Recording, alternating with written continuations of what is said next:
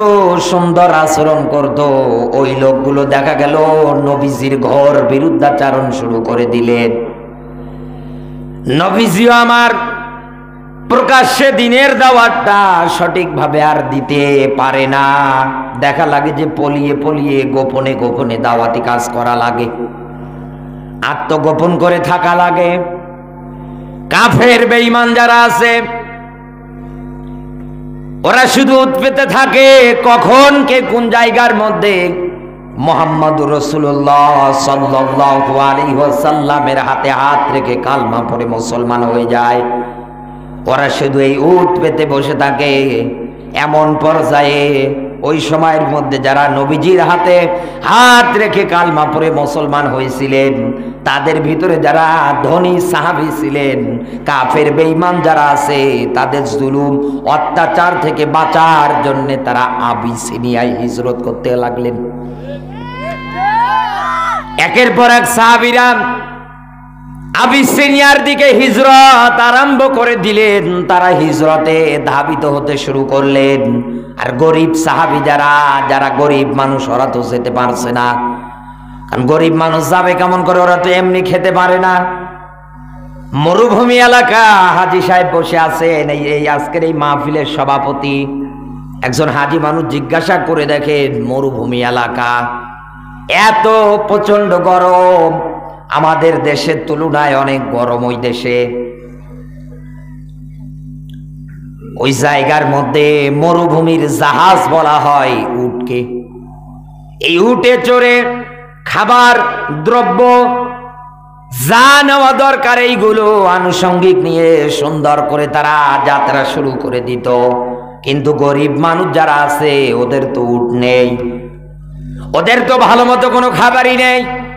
ওরা তাহলে কিভাবে হিজরত করবে? ওরা তো যেতে পারে না। এই অবস্থাতে কাফের বেঈমান যারা আছে তাদের উপরে একটার পর একটা জুলুম নির্যাতন আরম্ভ করে দিলেন।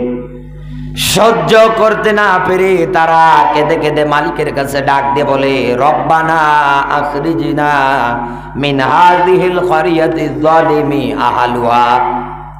রব্বানা, হে আমাদের রব, আখরিজনা, তুমি আমাদেরকে সাহায্য করো। মিন হাযিহিল ক্বরিয়া, এই যে ক্বরিয়া আর কুরা, এই দুইটা শব্দ মুফাসসিরে ইকরাম যারা ব্যাখ্যা দিয়েছেন তারা এইভাবে ব্যাখ্যা দিয়েছেন, এই দুইটা শব্দের অর্থ একই আসে। ক্বরিয়া বলতে গ্রাম, জনপদ, শহর। কুরা বলতেও গ্রাম, জনপদ, শহর, যে কোনো একটা ধরলে আপনি কথা বলতে পারবেন। জনপদের মানুষগুলো ডাক দিয়ে বলে, মালিক তুমি আমাদেরকে সহযোগিতা করো। ও মালিক, তোমার কাছে সাহায্য চাচ্ছি। এই জনপদের মানুষগুলো জালেম। রব্বুল আলামিন তোমার পক্ষ থেকে একজন বন্ধু, একজন সাহায্যকারী আমাদের জন্য পাঠিয়ে দাও। গরিব যারা আছে তারা এইভাবে আমার আল্লাহর কাছে মাজলুম অবস্থায় শুধু ঈমান আনার কারণে আমার আল্লাহর কাছে কেঁদে কেঁদে দুটি হাত তুলে মোনাজাত করে করে ডাক দিয়ে দিয়ে দোয়া করছিলেন। আমার বন্ধুরা, আজ থেকে হাজার হাজার বছর আগে কোরআনের এই আয়াত অনুযায়ী আমরা বুঝতে পারছি, জানতে পারছি, এই দুনিয়ার ময়দানে এমন একটা সময় ছিল যারা জবান দিয়ে যখনই বলেছিল লা ইলাহা ইল্লাল্লাহ, এই ঘোষণা যারা জবান দিয়ে একবার দিয়েছিল, তাহলে তাদের উপরে কি পরিমাণ জুলুম, কি পরিমাণ নির্যাতন, কি পরিমাণ কষ্ট তাদের উপরে একাধারে কাফের বেঈমান যারা আছে তারা চালিয়েছে। আজও দুনিয়ার ময়দানে মেলাম তো, এই দুনিয়ার ময়দানে আজও যারা বেঈমান, আজও যাদের ইসলামী নিয়ম নীতি প্রতিষ্ঠিত এটার পক্ষে যারা চায় না, ওরাও কিন্তু এই দেশের হাজারো নিরপরাধ মাজলুমদের উপরে জুলুম নির্যাতন চালাচ্ছে। ওই সময়ের মানুষগুলো যেমন দোয়া করে আল্লাহর কাছে ডাক দিয়ে দিয়ে বলেছিল, আল্লাহ তুমি আমাদেরকে বাঁচাও, সাহায্যকারী পাঠিয়ে দাও। আমার তো মন বলে এই বাংলাদেশের কারাগারের মধ্যে এখনো কত মাজলুম আলেমারা সেজদায় পড়ে মালিকের কাছে এই দোয়াটাই করে।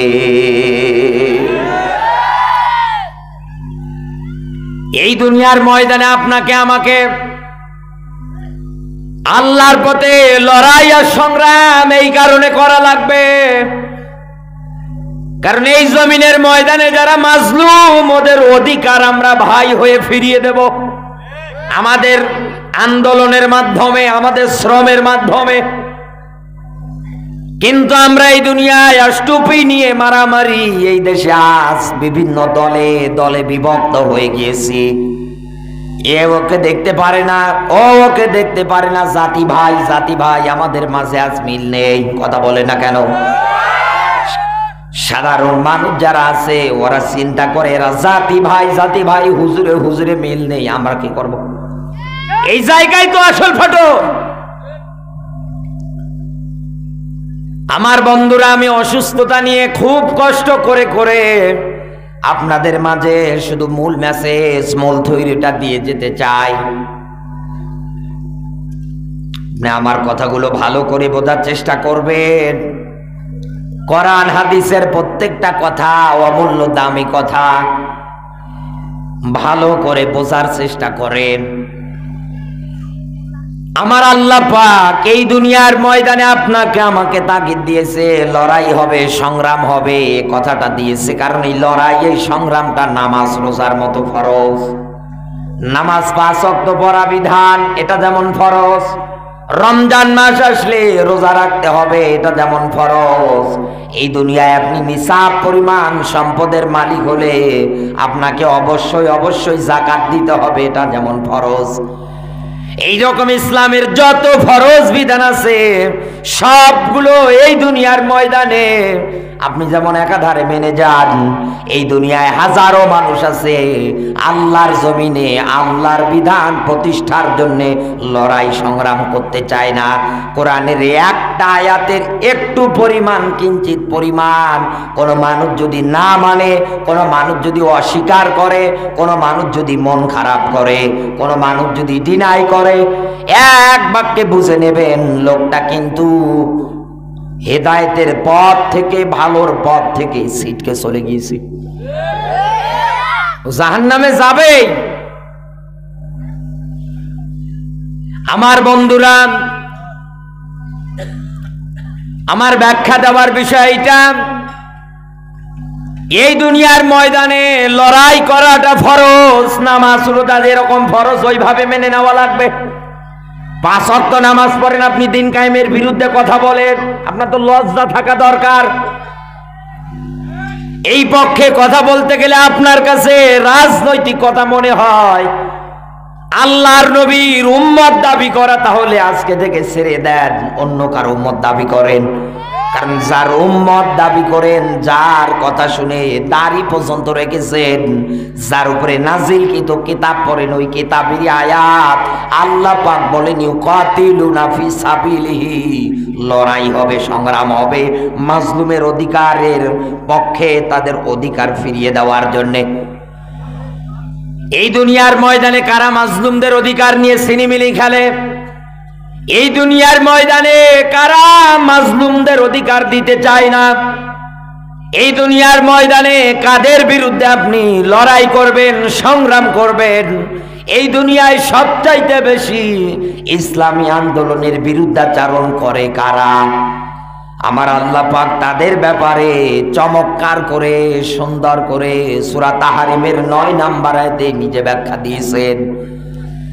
আল্লাহ পাক বলেন ইয়া আইয়ুহান নাবিয়্যু, বলেন আল্লাহু আকবার। আল্লাহ তাআলা ডাক দিচ্ছেন, হে নবী।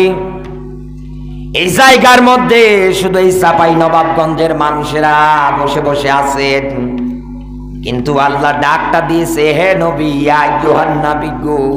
এই ডাকটার মধ্যে কিন্তু তামাম দুনিয়ার মানুষেরা আছে। নবীজির উপরে যেমন আয়াতটা মানা ফরজ ছিল, আমাদের উপরেও মানা কিন্তু ফরজ। একথা বলে না কেন? আমাদের উপরেও মানা 100 ফরজ।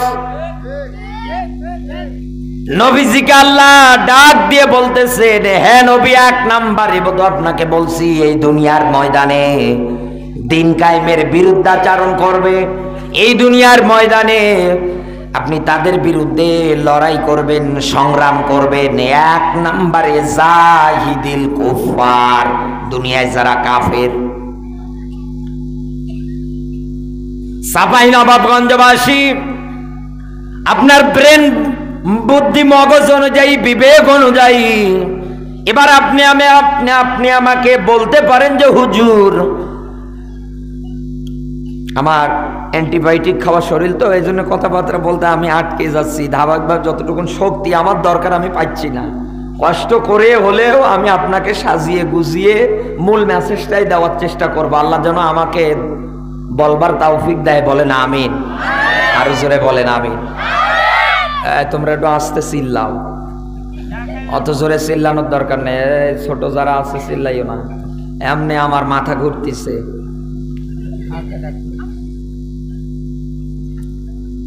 আমার বন্ধুরা এদিকে তাকান।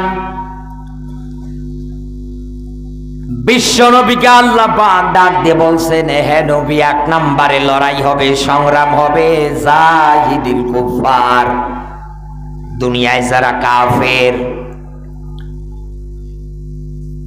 চাঁপাইনবাবগঞ্জবাসী, আপনি আপনার জবান দিয়ে এখন বলতে পারেন যে হুজুর, আমাদের এই বাংলাদেশ 56,000 বর্গ মাইলের এই বাংলাদেশ, এই বাংলাদেশের মধ্যে হাতে গোনা 4% অন্য ধর্মের লোক বসবাস করে, বাকি 96% মুসলমান।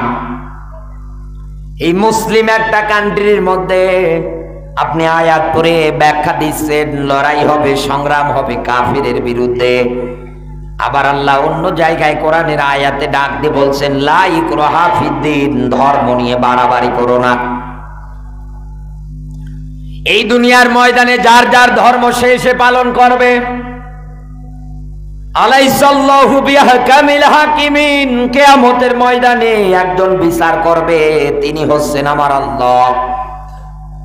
তাহলে আপনার ব্যাখ্যা অনুযায়ী এই দুনিয়ার ময়দানে যারা ঈমান আনে না, দুনিয়ায় যারা আল্লাহর আয়াত মেনে নেয় না, আল্লাহর বিধানের কাছে মাথা নত করে না, এরাই তো কাফের। তাহলে কি এই যে এই দেশে যারা হিন্দু আছে, এই দেশে যারা খ্রিস্টান আছে, এই দেশে যারা বৌদ্ধ আছে, এই দেশে যারা সাঁওতাল মারমা অন্যান্য নিগোষ্ঠী যারা আছে, ক্ষুদ্র জাতি যারা আছে, তাহলে কি ওদের যেখানে পারবো ওই জায়গায় কি কুপিয়ে মারবো? না। এই দুনিয়ার ময়দানে আপনাকে আয়াতের মূল ব্যাখ্যা বোঝা লাগবে আগে। এই দুনিয়ার ময়দানে জন্মের পর থেকে আপনার আমার সামনে কোরআনে কারিমের একটা আয়াত সুন্দর করে রিপিট করে আলোচনা করে প্রত্যেকটা মাহফিলে। আলেম ওলামা চেয়ারে বসলে আয়াতটা পরে ব্যাখ্যা দেয়। وقال الذين كفروا لا تسمعوا لهذا القرآن والغوا فيه لعلكم تغلبون। সূরা হামিম সিজদা 41 নম্বর সূরা 24 নম্বর পারা 4 নম্বর রুকু 4 নম্বর পৃষ্ঠা 26 নম্বর আয়াত। এই যে আগের আয়াতটা বললাম না, জাহিদিল কুফার, এই জায়গার মধ্যে কাফা আর র অর্থ দাঁড়াচ্ছে কুফর। এই কুফর মানে অস্বীকার করা, মিথ্যা প্রতিপন্ন করার চেষ্টা করা।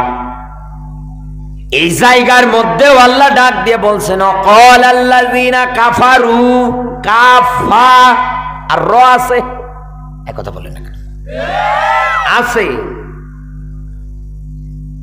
এর আগের আয়াতের অর্থ ভিন্ন দ্বারায় ব্যবহার হবে, আর এই আয়াতের অর্থ আল্লাহ কাফেরদের ইন্ডিকেট করে ডাক দিয়ে বলেছে, হে নবী, এই দুনিয়ার ময়দানে যারা কাফের হবে তাদের স্বভাব দেখবেন। এই দুনিয়ার ময়দানে তারা যেখানেই কোরআন প্রচার হোক না কেন, কোরআনের কথা বলা হোক না কেন, এই দুনিয়ার ময়দানে যারা কাফের, হে নবী, ওরা ওই জায়গাগুলোতে গিয়ে হট্টগোল বাজাবে, মারামারি বাজাবে। মানুষ যেন কোরআন বুঝতে না পারে, মানুষ যেন কোরআন শুনতে না পারে। এই জন্য তারা একাধারে চেষ্টা চালিয়ে মানুষদেরকে কোরআনের পথ থেকে দূরে ঠেলে নিয়ে যাবে। এই আয়াতটা পড়ার পরে আপনার কাছে ক্লিয়ার হয়ে গেল বিশ্ব নবী মুহাম্মদ রাসূলুল্লাহ সাল্লাল্লাহু আলাইহি ওয়াসাল্লাম যখন কোরআনের তাবলীগ, কোরআনের দাওয়াত শুরু করে দিয়েছিলেন, আবু জাহেল ওই সময়ের মধ্যে বড় বড় কাফের বেঈমান যারা ছিল, ইসলামের যারা ঘর বিরুদ্ধাচারণ করত, ওরা কিন্তু তাদের জবান দিয়ে এই কথাটাই বলেছিল। তার সর্বশ্রেষ্ঠ যিনি ভূমিকা পালন করেছেন তার নাম হচ্ছে আবু জাহেল। লোকজনকে বলতো, দেখো মুহাম্মদ যেই জায়গায় কোরআন প্রচার করে বন্ধ করো, যদি বন্ধ না করতে পারো তাহলে তোমরা কিন্তু এই জমিনের ময়দানে গালেব হতে পারবা না। গালেব মানে প্রতিষ্ঠিত, টিকে যেতে পারবা না। কারণ মুহাম্মদ রাসূলুল্লাহ সাল্লাল্লাহু আলাইহি ওয়াসাল্লাম যা প্রচার করে, যা বলে 100 সত্য কথা।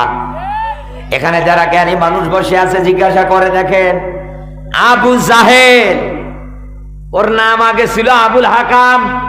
আবু মানে পিতা আর হাকাম মানে বুদ্ধির পিতা। শুধু বিশ্ব নবীর উপরে নাজিলকৃত কিতাবের অনুসরণ বিধান না মানার কারণে লোকটার নাম হয়ে গেল মূর্খের বাবা। তার মানে আবু জাহেল। ও ভালো করেই বুঝতো, ভালো করেই জানতো। এই জন্য ওর দলবল যারা আছে সবাইকে একটা ধারে বলে দিত, মুহাম্মদ যে জায়গায় কোরআন প্রচার করে তোমরা গিয়ে হট্টগোল বাজাও। এই হট্টগোল বাজাতে যদি পারো তাহলে তোমরা এই জমিনের ময়দানে গালেব হবে, টিকে যাবে। আমার বন্ধুরা, আমাদের এখন ব্যাখ্যা বিশ্লেষণ করে বের করা দরকার। কারণ এখনকার জামানায়, এখনকার যুগে আমরা যারা বেঁচে আছি, এই সময় তো আবু জাহেল নেই, আছে। এই সময়ের মধ্যে তো এখন আসল আবু জাহেল নেই। আর আবু জাহেল কোরআন আর হাদিসের ভাষায় কুফরি করেছে, ও হচ্ছে কাফের। এই কথা বলেন না কেন? ও হচ্ছে কাফের।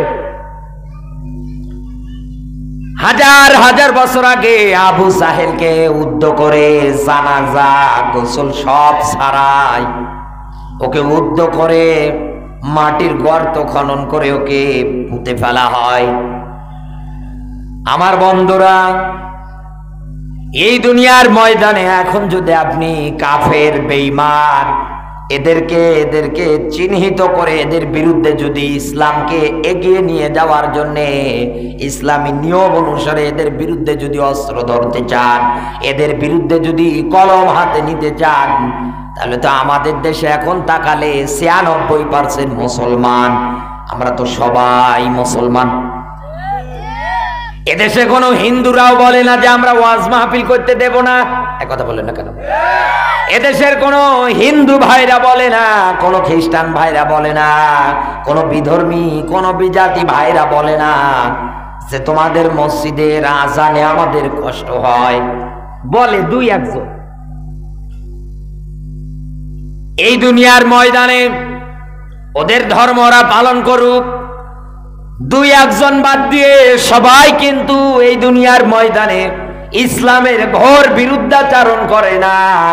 কিন্তু এই দুনিয়ায় মুসলমানের ভিতরে এমন একদল মানুষ আছে যারা শুধু নিজেদের লেবাসটা মুসলমানের বেশ ধারণ করে, বাস্তবে কোরআন হাদিসের চশমা লাগিয়ে ওর দিকে তাকাবেন, এই দুনিয়ায় কোরআন হাদিসের মাহফিলের বন্ধ করে দেওয়ার জম 1 নম্বরে এই দেশে মুসলমান। এই দুনিয়ার ময়দানে ওদেরই ভূমিকা সবচাইতে বেশি। কোন বিজাতি, অন্য ধর্মের লোকেরা কোনদিন বলে না সারা রাত ব্যাপী মাহফিল আমরা বন্ধ করে দেব, মসজিদে নামাজ পড়তে দেব না, দিনের দাওয়াত তোমরা একাধারে দাও, এই জায়গাগুলো আমরা বন্ধ করে দেব। এই কথা কোনদিন তারা এক বাক্যে বলে না। কিন্তু এই দেশে যারা ইসলামের বিরুদ্ধে এখন সবচাইতে বেশি কথা বলে, এই দেশের কিছু নামধারী মুসলমানেরা। আমার আল্লাহ পাক নবীজিকে ডাক দিয়ে বলেছিলেন, হে নবী, এই দুনিয়ার ময়দানে মুসলমানের ভিতরে এরকম মুনাফিক যারা হবে, কিয়ামতের আগ পর্যন্ত এই দুনিয়ার ময়দানে আপনার উত্তরসূরি যারা হবে, আপনার উম্মতদের মধ্যে ইমানদার যারা হবে, ওরা যদি লড়াই করতে চায়, সংগ্রাম করতে চায়, এক নম্বরে ওরা কাফেরদের বিরুদ্ধে অস্ত্র ধরবে।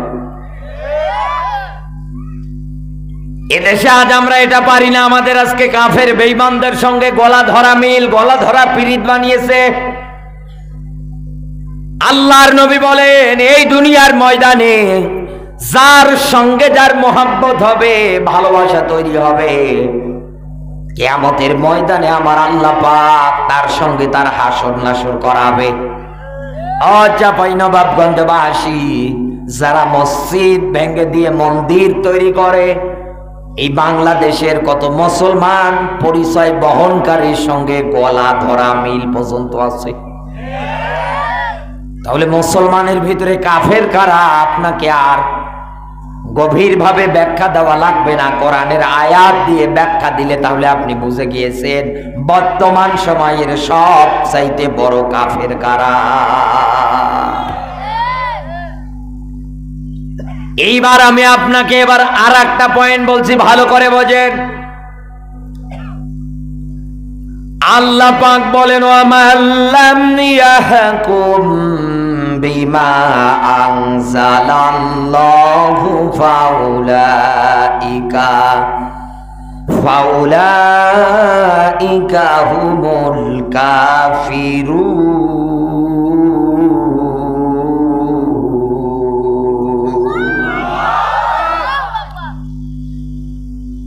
এই দুনিয়ার ময়দানে আল্লাহ তাআলা বলেন, আমার নাজিলকৃত বিধান পাওয়ার পর পরে দুনিয়ায় বিচার করার ক্ষেত্রে এটা দিয়ে যদি রায় না দেয়, দুনিয়ায় ফয়সালা যে কোনো বিষয়ে যদি আমার বিধান দিয়ে না দেয়, সংবিধান আকারে আমি যেটা দিয়েছি এটা দিয়ে যদি না দেয়, আল্লাহ পাক নিজের আঙ্গুলের হাত ইশারা করে ডাক দিয়ে বলতেছেন, আমার যেমন হাত আছে আমার আল্লাহর কুদরতের হাত আছে। ওই ইশারাবাচক শব্দটা উলাইকা এই জায়গার মধ্যে আল্লাহ ব্যবহার করে ডাক দিয়ে বলেন, ওই মানুষগুলো কারা? এই দুনিয়ার ময়দানে ওরা তো কাফের। ওরা কারা? কাফের। বিশ্বনবী মুহাম্মদুর রাসূলুল্লাহ সাল্লাল্লাহু আলাইহি ওয়াসাল্লামকে আমার আল্লাহ পাক এই কাফেরদের প্রতি কঠোর হতে বলেছেন, যারা মুসলমানের ভিতরে কাফের। সাহাবীরা কিন্তু কঠিন ছিলেন এদের প্রতি। বিশ্বনবীর কাছে এক মুসলমান এক ইহুদি বিচার নিয়ে গেল। নবীজি সব কিছু শোনার পরে রায়টা যখন ইহুদির পক্ষে দিয়ে দিলেন, মুসলমানের বার লাফালাফি বেড়ে গেছে। মুসলমান ডাক দিয়ে বলে, দেখেন আমি একজন মুসলমান, জিহাদের ময়দানের জন্য অস্ত্র কিনতে হলে আমি টাকা দেই, ইসলামের যাবতীয় যা দরকার আপনি আমার কাছ থেকে পান, কিন্তু এই বেটা তো অন্য ধর্মের লোক, আপনি তারপরে ওর বিরুদ্ধে ওর পক্ষে রায় দিয়ে দিলেন আর আমার বিরুদ্ধে আপনি কথা বললেন, এ বিচার আমি মানি না। এ কথা বলে চলে যাচ্ছেন ওমরের কাছে। ওমরকে গিয়ে ডাক দিয়ে বলেন, আমি আপনার কাছে এসেছি একটা বিচারে সানি করার জন্য। ডাক দিয়ে বলে, কি বিচার? বলে বিচার এই। বলে এই বিচারটা করার জন্য আগে কার কাছে গিয়েছো?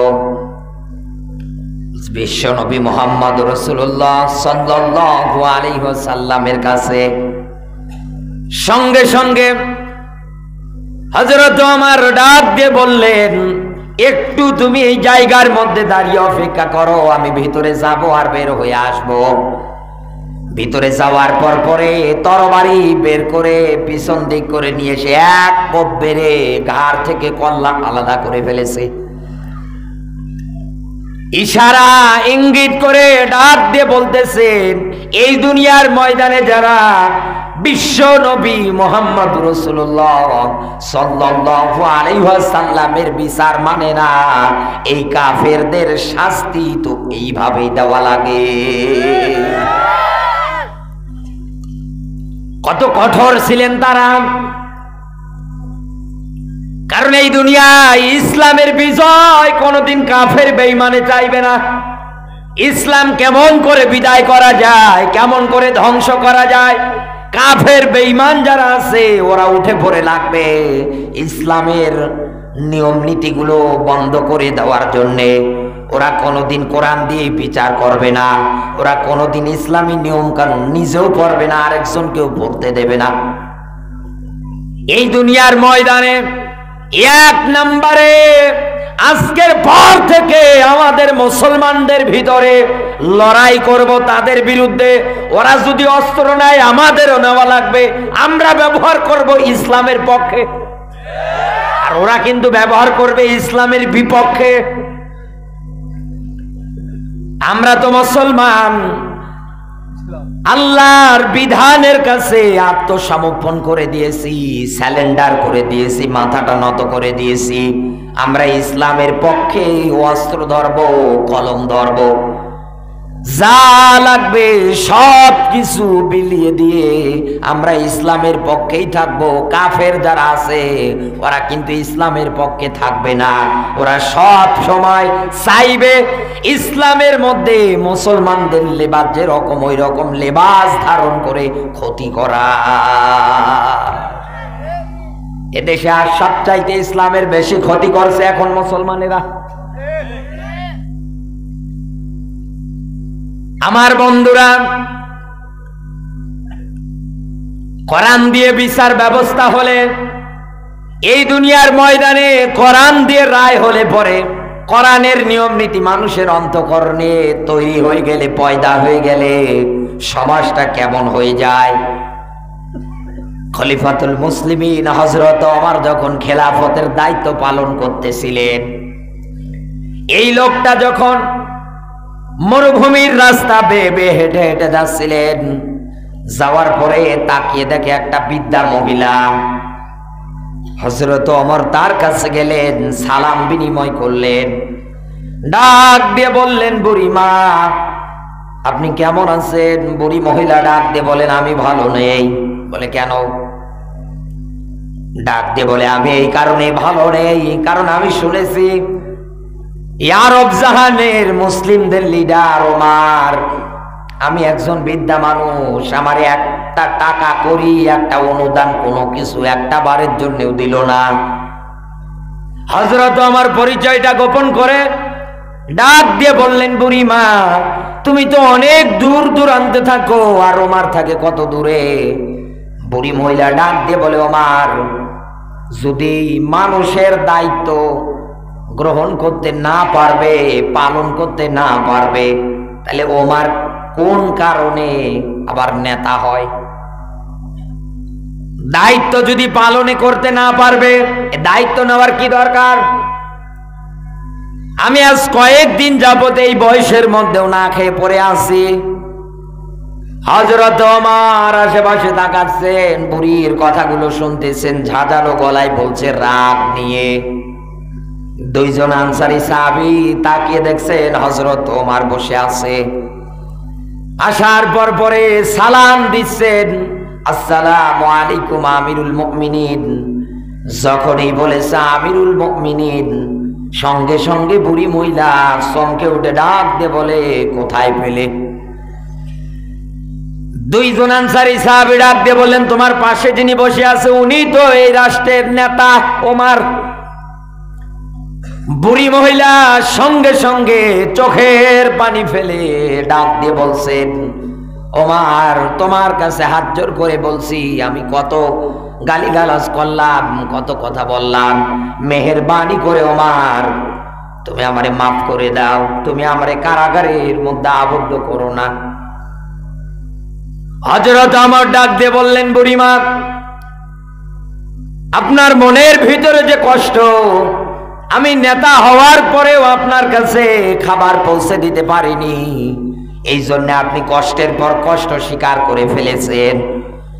কোরআন দিয়ে আমি রাষ্ট্র চালাই, কোরআনের বিচার ব্যবস্থা আমার রাষ্ট্রে চলে, কোরআনের প্রত্যেকটা আইন কানুন নিয়ম নীতির বিচার ব্যবস্থা সব আমি কায়েম করে দিয়েছি। মানুষ যেন কোরআন হাদিস বাদ দিয়ে বাইরে গিয়ে কোনো অন্য প্রকার কাজ করতে না পারে, আর কাজ করতেও পারবে না। একদিন রাতের বেলা ওমর বের হয়েছে, মদ হারাম করার পরেও এক যুবক আনন্দ চিত্রে বন্ধু বান্ধবদের মাঝে বলে বেড়াতো, ওমর মদ হারাম করেছে তো কি হয়েছে, আমি দেদারসে মদ পান করবো, ওমর কোনোদিন আটকাতে পারবে না। হযরত ওমরের কান অব্দি মেসেজ এসেছে এক যুবকের এই কথা।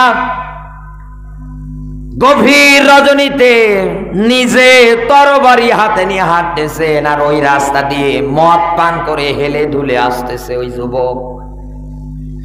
তরবারিটা আস্তে করে ঘাড়ে ফেলিয়ে দিলেন, ডাক দিয়ে বলেন, এই বেটা দাঁড়া, এই গভীর রজনীতে এত রাতে তুমি কোথা থেকে আসতেছো বা কোথায় তুমি যাচ্ছ? ডাক দিয়ে বলতেছেন, খলিফাতুল মুসলিমিন, আমি যাব আমার বোনের বাড়ি। হযরত ওমর ডাক দিয়ে বলে, বেটা তোমার হাতে কি? হযরত ওমরকে দেখার পর পরে মদের একটা বোতল হাতে ছিল, বাড়িতে নিয়ে গিয়ে বন্ধু বান্ধব যারা আছে তাদের সঙ্গে আরো আনন্দে চিত্রে মজা করে খাবে, এই জন্য এক বোতল মদ সুন্দর করে হাতেই নিয়ে নিয়েছিলেন, চাদর দিয়ে মোড়ানো ছিলেন। ওমরকে দেখার পরে তাড়াতাড়ি করে হাতটা চাদরের ভিতরে ঢুকিয়ে ফেলেছেন। হযরত ওমর ডাক দিয়ে বললেন, জলদি করে তুমি হাতটা বের করে ফেলো। যখন হাতটা বের করেছে, চোখ দুইটা বন্ধ করে ওমরকে ডাক দিয়ে বলে, দেখেন আমার হাতের এই চাদরের নিচে দুধ আছে, আমার মা দিয়েছে, আমার বোনের বাড়ি নিয়ে যাচ্ছে রাতের বেলা। ওমর বলছে, বের করে দে আমি দেখবো। চোখ বন্ধ করে ওমরের দিকে এগিয়ে দিয়েছে। হযরত ওমর ঢাকনা খুলে নিজে একটু হাতের মধ্যে ঢাললেন, জিহ্বা দিয়ে চেটে দেখলেন যে না, আসলেই খাঁটি গাভীর দুধ। ঢাকনাটা লাগিয়ে সঙ্গে সঙ্গে ডাক দিয়ে বললেন, নাও যুবক, জলদি করে তুমি তোমার গন্তব্যের দিকে হাঁটা দাও। চোখের পানি দুটো ছেড়ে দিয়ে হাউ মাউ করে কাঁদছে, আর ডাক দিয়ে বলে, খলিফা কি বললেন? এই বোতলের মধ্যে আপনি কি পেলেন? বলে, দুধ। বলে, না, কারণ আপনি আমার শরীর থেকে এখন পর্যন্ত মদের ঘ্রাণ পাবেন, আর এই বোতলটা তো দুধের বোতল না, যে তো মদের বোতল। হযরত ওমর ডাক দিয়ে বলেন, আশ্চর্য ঘটনা তো। তোমার কাছে আমার এবার একটা প্রশ্ন, তুমি যখন আমাকে বোতলটা চাদরের নিচ থেকে বের করে দিচ্ছিলে, তুমি সত্যি করে বলো তো, চোখ বন্ধ করে কি আমার আল্লাহকে ডেকেছো? যুবক বলে, হ্যাঁ, আমার আল্লাহকে ডাক দিয়ে বলেছিলাম, আল্লাহ মেহেরবানি করে ওমরের হাত থেকে শুধু আজকের মতো বাঁচিয়ে দাও।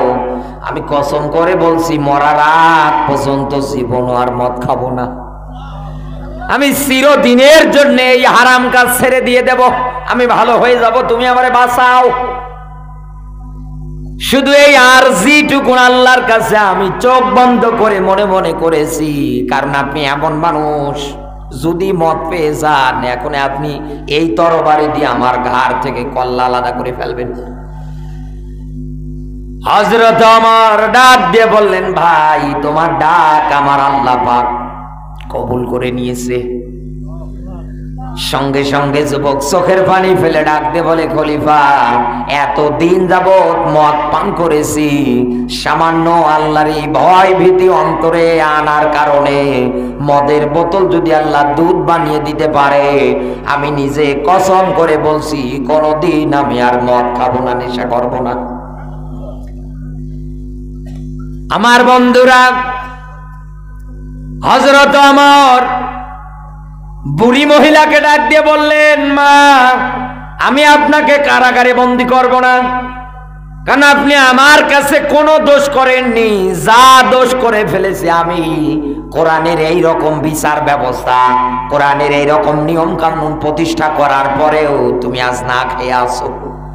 আমি দেশের একজন রাষ্ট্রনায়ক, আমি তোমার কোনো খোঁজ খবর নিতে পারিনি, তোমার কাছে পর্যন্ত আসতে পারিনি, একটা কানা করি, একটা টাকা পয়সাও, একটা অনুদানও তোমাকে দিতে পারলাম না। মেহেরবানি করে মা, আমি হাত দুটো জোর করে বলছি, মেহেরবানি করে আপনি আমাকে মাফ করে দিয়ে। অর্ধজাহানের খলিফা একজন বুড়ি মহিলার কাছে মাফ চায়। এই দুনিয়ার ময়দানে আজ যারা বড় বড় জায়গায় বড় বড় দায়িত্বশীল যারা আছে, ওরা তো কোরআনের এরকম বিচার ব্যবস্থা, কোরআনের এরকম নিয়ম নীতি মানেই না।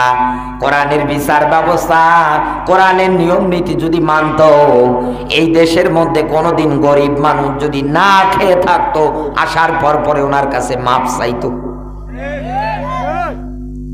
গরিব মানুষ না খেয়ে মারা যায়, তারপরেও কোনো খোঁজ খবর নেই। আর বড় বড় জায়গায় বড় বড় স্থানে শুধু আখের গোছাচ্ছে, তৈরি করে যাচ্ছে।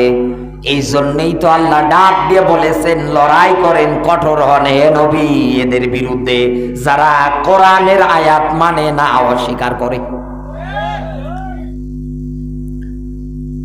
2 নম্বরে এই দুনিয়ার ময়দানে যারা মুনাফিক, ওয়াল মুনাফিকিন, এই দুনিয়ার ময়দানে মুনাফিক যারা হবে তাদের সঙ্গেও আমাদের আপোষ হবে না।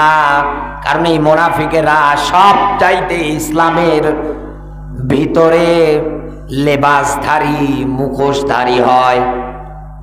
উদখুলু ফিস সিলমি কাফা, আয়াতের ব্যাখ্যা বিশ্লেষণ করতে গেলে যেটা পাওয়া যায়, দুনিয়ার কোন মানুষ যদি দাবি করে আমি পরিপূর্ণ ইসলাম মানব, আমি পরিপূর্ণ ইসলামী নিয়ম নীতির উপরে প্রতিষ্ঠিত থাকব, এই দুনিয়ার ময়দানে জিহাদ করা ফরজ। কাফেরের বিরুদ্ধে যেই লোকটা পরিপূর্ণ ইসলাম মানবে, পরিপূর্ণ বিধান মানবে, আল্লাহর জীবন ব্যবস্থা ইসলামী নিয়ম নীতির কাছে আত্মসমর্পণ করবে, সারেন্ডার করবে, সঠিকভাবে ইসলামী নিয়ম কানুন এই দুনিয়ার ময়দানে প্রতিষ্ঠিত করতে চাইবে, এই দুনিয়ার ময়দানে ওই লোকটা কোনোদিন কোনোভাবেও মুনাফিক হতে পারে না। আর মুনাফিক যারা হবে ওরা কিন্তু এইসব একটাও চাইবে না। ওদের ধান্দা, ওদের চিন্তা, টেন্ডেন্সি এটাই থাকবে, নামাজ পড়বো, রোজা রাখবো, ভালো ভালো কাজ করব, সেগুলোতে কোনো বাধা হবে না, ওইগুলো একাধারে করবে। ইসলাম মানতে গিয়ে এমন এমন বিপদ সম্মুখীন আপনার সামনে উপস্থিত হতে পারে, এক কথায় বাধা আসতে পারে, তরবারি হাতে নেওয়া লাগতে পারে, সম্পদাদি টাকা পয়সা আল্লাহর রাহে বিলিয়ে দেওয়া লাগতে পারে। এইগুলোর ব্যাপারে মুনাফিক যারা আছে তাদের অভিমত, তাদের চাওয়া পাওয়া, এইগুলোর ব্যাপারে তারা ইসলামী নিয়ম নীতি তারা মনেই করে না। আল্লাহর ব্যাখ্যা অনুযায়ী এরা পরিপূর্ণ ইসলাম মানতে পারে না, ইসলামের মধ্যে আংশিক মানে আর আংশিক মানে না। এই জমিনের ময়দানে এটাই সবচাইতে বড় মুনাফিক। এই মুনাফিকেরা এখন বাংলাদেশে সবচাইতে বেশি, কারণ বিশ্ব নবী মুহাম্মদ রাসূলুল্লাহ সাল্লাল্লাহু আলাইহি ওয়াসাল্লামের 40 থেকে 63 এই 23 বছর তিনি তো পরিপূর্ণ বিধান অনুসরণ করে গিয়েছেন, জাতিকে পর্যন্ত পথ দেখিয়েছেন। মানতে হলে পরিপূর্ণ মানা লাগবে। রাতের বেলা ঘুমাতে যাবেন, মশারি টাঙ্গিয়েছেন ঘরের কোমর অবধি, সুন্দর করে মশারির ভিতরে প্রবেশ করিয়ে দিয়েছেন, আর এদিকে বাইরে কি রাখবেন। তার মানে আপনি মশারির ভিতরেও যদি ঢুকতে চান, পরিপূর্ণভাবে আটোসাটো হয়ে সুন্দরভাবে ঢুকে পড়েন, যাতে করে মশা কামড়াতে না পারে। এই শীতের দিনে লেপের ভিতরে ঢুকতে চাইলে পুরো লেপটা সুন্দর করে গায়ে নেন, যাতে করে আপনার শরীরের মধ্যে শীত কম লাগে, ঠান্ডা কম লাগে। চাপাই নবাবগঞ্জবাসী, এই দুনিয়ার ময়দানে আপনি যদি শান্তি ছায়াতলে থাকতে চান, ইসলামটা পরিপূর্ণভাবে মেনে নেন, পরিপূর্ণ লেপ গায়ে দিয়ে যেরকম গরম অনুভব করা যায়, ইসলাম যদি এই দুনিয়ার ময়দানে কোনো মানুষ ওই রকম করে পরিপূর্ণভাবে মেনে নেয়, এই জমিনটা মিনিমাম আল্লাহর জান্নাতের বাগান হয়ে যাবে। এই জমিনের নিয়ম নীতি এখন যেটা দেখছেন কোরআনের নিয়ম নীতি হয়ে গেলে পাল্টিয়ে যাবে, কিন্তু মুনাফিক যারা আছে ওরা তো এই দুনিয়ার ময়দানে কোনোদিন এটা চাইবে না। এই দুনিয়ার ময়দানে ওরা নামাজ পড়বে, রোজা রাখবে, হজ করবে, এক কথায় সুবিধাবাদ আর জিন্দাবাদ, বাধা যেখানে হবে ওই জায়গায় জীবনও যাবে না। এমনকি যারা হকের পথে প্রতিষ্ঠিত থাকবে, এই আংশিক মানা ইসলাম মানা মানুষগুলো, এই হক পরিপূর্ণ ইসলাম মানা মানুষগুলোকে দুনিয়ার থেকে হত্যা করে পর্যন্ত বিদায় করার চেষ্টা করবে। আল্লাহর নবী মুহাম্মদুর রাসূলুল্লাহ সাল্লাল্লাহু আলাইহি ওয়াসাল্লামের বিরুদ্ধে ওই সময়ের মধ্যে সবচাইতে বেশি উঠে পড়ে লেগেছিলেন মুনাফিকেরা। কাফের বেঈমান তো আছেই, তার ভিতরে একজন ছিলেন আব্দুল্লাহ ইবনে উবাই, মুনাফিকদের লিডার বলা হয় এই লোকটাকে। ইতিহাস আমরা সবাই জানি বন্ধু, মুনাফিক যারা হবে ওরা নামাজও পড়বে, রোজাও রাখবে, মাঝে মাঝে দেখবেন কাবার গিলাফ ধরে পর্যন্ত কাঁদবে, তাহাজ্জুদ বুজুর্গিও হতে পারে। এই দুনিয়ার ময়দানে এই রকম হাজার ক্যাটাগরি তাদের ভিতরে থাকবে, কারণ তার বাস্তব ইতিহাস রচনা করে গিয়েছেন আমরা আজও জানতে পারি। আব্দুল্লাহ ইবনে উবাই হজও করেছেন, ওমরাও করেছেন, নামাজ পর্যন্ত পড়েছেন, ইফতারি করেছেন, তার মানে রোজাও রাখা তার জীবনে ছিল, যেহেতু সে একবার কালমা পড়েছিল। এর পরেও ইউকাতিলুনা ফি সাবিলিহি, আল্লাহর বিধান প্রতিষ্ঠার জন্য নবীজি যখন উহুদের ময়দানে 1000 সৈন্য নিয়ে যাচ্ছিলেন, এই উবাই পিছন দিক থেকে এসে 300 সাহাবী নিয়ে পলায়ন করে ফেললেন। ওই জিহাদের ওই যুদ্ধের ময়দানে মুসলিমদের লিডার আমির হামজা পর্যন্ত শাহাদত বরণ করে ফেললেন। কথা বলেন না কেন? মুসলমানেরা ওই যুদ্ধে ওই জিহাদে পরাজয় বরণ করে ফেললো শুধু এই মুনাফিকের কারণে। সুবিধাবাদ আর জিন্দাবাদ। এই দেশের হাজারো মানুষ এই রকম মুনাফিকের ক্যাটাগরিতে পড়ে আছে, অথচ জানেই না। যেই দিন মারা যাবেন ওই দিন বুঝবেন যে আপনি কোন ক্যাটাগরি, কোন মতাদর্শ দুনিয়ায় গ্রহণ করে বেছে বেছেছিলেন। এই জন্যে তো আমার মাঝে মাঝে বিশ্ব নবীর ইন্তেকালের পরেও নবীজি যে একটা মুনাফিকের চার্ট তৈরি করেছিলেন, লিস্ট তৈরি করেছিলেন, হযরত ওমর হুযায়ফার কাছে গিয়ে ডাক দিয়ে বলতেন, হুযায়ফা, নবী যে তোমার কাছে মুনাফিকদের লিস্ট প্রকাশ করেছিল, এর চার্টটা যে তোমার কাছে আছে, একটা বারের জন্য তাকিয়ে দেখো তো আমি ওমরের নামটা কি ওই জায়গায় আছে নাকি।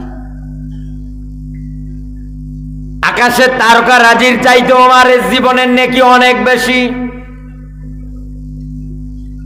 মুসলমান হওয়ার পর থেকে নেকির কাজ করতে শুরু করে দিয়েছে, আর কোনোদিন কোনো খারাপ কাজের সঙ্গে জড়িত হয়নি।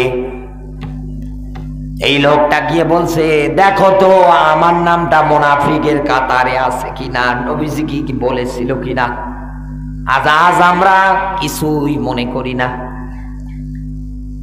এই দুনিয়ার ময়দানে 2 নম্বরে এটাই মনে রাখবেন, যারা মুনাফিক এরা কিন্তু আমাদের বন্ধু না। 2 নম্বরে যারা কাফের এরাও কিন্তু আমাদের বন্ধু না। এরা যদি ইসলামের বিপক্ষে চলে অবশ্যই অবশ্যই এদেরকে বাছাই ছাঁটাই করে আমাদেরকে এই জমিনের ময়দানে চলা লাগবে। ওরা যদি ইসলামের বিপক্ষে কলম ধরে, আমাদের পক্ষে ধরা লাগবে। এই পক্ষে থেকে এই দুনিয়ার ময়দানে আপনি যদি মারাও যান, আমার আল্লাহ পাক আপনাকে এই জমিনের ময়দানে শাহাদতের মরণ দিয়ে বরণ করে নেবে। এই দুনিয়ার ময়দানে এই মুনাফিকার, এই কাফেরদের বিরুদ্ধে লড়াই করবে, সংগ্রাম করবে। এরকম একটা দল হবে এই দুনিয়ায়, কিয়ামতের আগ পর্যন্ত থাকবে এই দলটা, যারা সব সময় মাঠে ময়দানে সব জায়গায় একাধারে তারা তাদের বাণী, বক্তব্য, জীবনের রিস্ক নিয়ে পর্যন্ত তারা সর্বাত্মক চেষ্টা চালাবে এই জমিনের ময়দানে আল্লাহর আয়াতটা পরিপূর্ণ মেনে চলার। তারা আল্লাহর আয়াত অনুযায়ী মেনে চলবে। এই বাংলাদেশে এখন যত দল আছে আপনি মিলিয়ে দেখেন তো, আমি আপনাকে এবার বর্ণনা দিচ্ছি। এই বাংলাদেশে এখন আপনার দৃষ্টিতে যত দল আছে, এই যতগুলো দল আছে, এই দলগুলোর মধ্যে এই মুনাফিক আর এই কাফেরদের উপরে সবচাইতে বেশি কঠোর কারা, সবচাইতে বেশি কারা মাঠে ময়দানে এদের বিরুদ্ধে কথা বলে? বানানো কোনো কথা বলছি না, কোরআনের আয়াত অনুযায়ী আমি আপনাকে বলছি। সূরা মাইদার 54 নাম্বার আয়াত, 5 নাম্বার সূরা 6 নাম্বার পারার 8 নাম্বার রুকুর 54 নাম্বার আয়াত। 1 নাম্বারে আল্লাহ পাক বলেন ওই দলটার কর্মসূচি, ওই দলটার বৈশিষ্ট্য হবে এই জমিনের ময়দানে তারা আল্লাহকে ভালোবাসবে। ইউহিব্বুহু ওয়া ইউহিব্বুনাহু, তারা আল্লাহকে ভালোবাসবে। আল্লাহ পাক বলেন আমিও তাদেরকে ভালোবাসবো। এই যে ইনি বসে আছে স্টেজে ওঠার পরে, ইনি তো মুরব্বী মানুষ, আমি তো ছোট মানুষ। আমি ছোট, উনি বয়সে বড়, সম্মান অবশ্যই অবশ্যই আমাকে করা লাগবে, কারণ উনি আমার বয়সে বড়।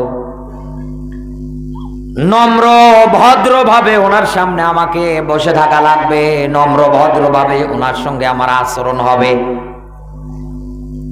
উনি যদি আমার কোনো বড় কথাও বলে আমার মাথা পেতে মেনে নেওয়া লাগবে। এই কারণে মেনে নেওয়া লাগবে কারণ ওনার বয়সের তুলনায় আমার বয়স অনেক কম, উনি আমার বয়সে বড়। ওনার এই শাসন, ওনার এই রাগ, এটার মধ্যেও একটা ভালোবাসা আছে, কারণ আমার এই ছোট্ট মেধা, এই বাংলাদেশের হালচাল আমি কতটুকু আর ভালো করে জানি, আমার চাইতেও ভালো করে বেশি জানবে উনি, যেহেতু উনি আমার আগে দুনিয়া এসেছে।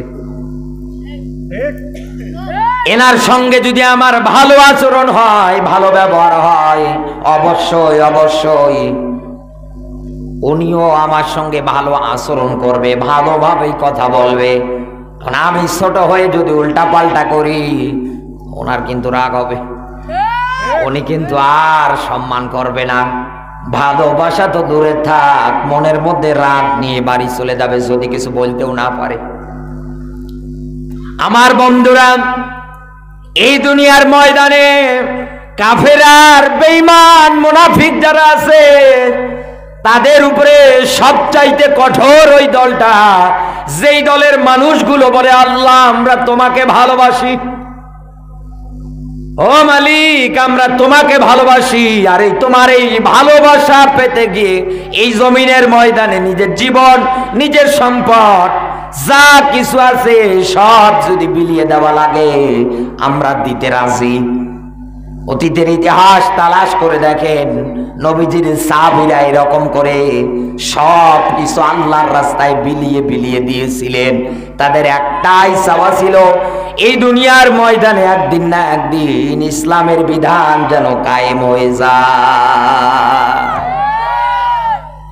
এই জন্যে তারা কোনো সময়ের জন্যে কোনো কিছুর মায়া, কোনো কিছুর পরোয়া তারা করেনি। আমার আল্লাহ পাক তাদের এই জীবন জিন্দেগি দেখার পরে তাদের ডাকে সাড়া দিয়ে বলেছে ইউহিব্বুহু ওয়া ইউহিব্বুনাহু, আমিও তাদেরকে ভালোবাসি। এই দুনিয়ায় এখন আপনি মিলিয়ে দেখেন তো, যারা মুনাফিক, এই দুনিয়ায় যারা কাফের, দুই দলেই তো মুসলমানের মধ্যেই পাবো। অন্য ধর্মের যারা আছে ওরা তো কোনোদিন আমাদের কোরআনের বিরুদ্ধাচরণ ওইভাবে করে না, মুসলমানের মধ্যেই কিন্তু কোরআনের বিরুদ্ধাচরণ করে। তার মানে এই দুনিয়ার ময়দানে এরাও আপনার সঙ্গে এসে হাত তুলে বলতে পারবে বা বলবে যে আল্লাহ আমিও তোমাকে ভালোবাসি। এই জায়গায় একটা তথ্য লুকিয়ে আছে। এই কথাটা, এই বলাটা শুধু তাদের এই চামড়ার মুখের কথা হবে, কিন্তু অন্তরে যে একটা কথা আছে, চিন্তা ভাবনা আছে, ওই জায়গা থেকে তারা পরিপূর্ণভাবে এই ওয়ার্ড, এই কথা, এই শব্দটা বের করে না।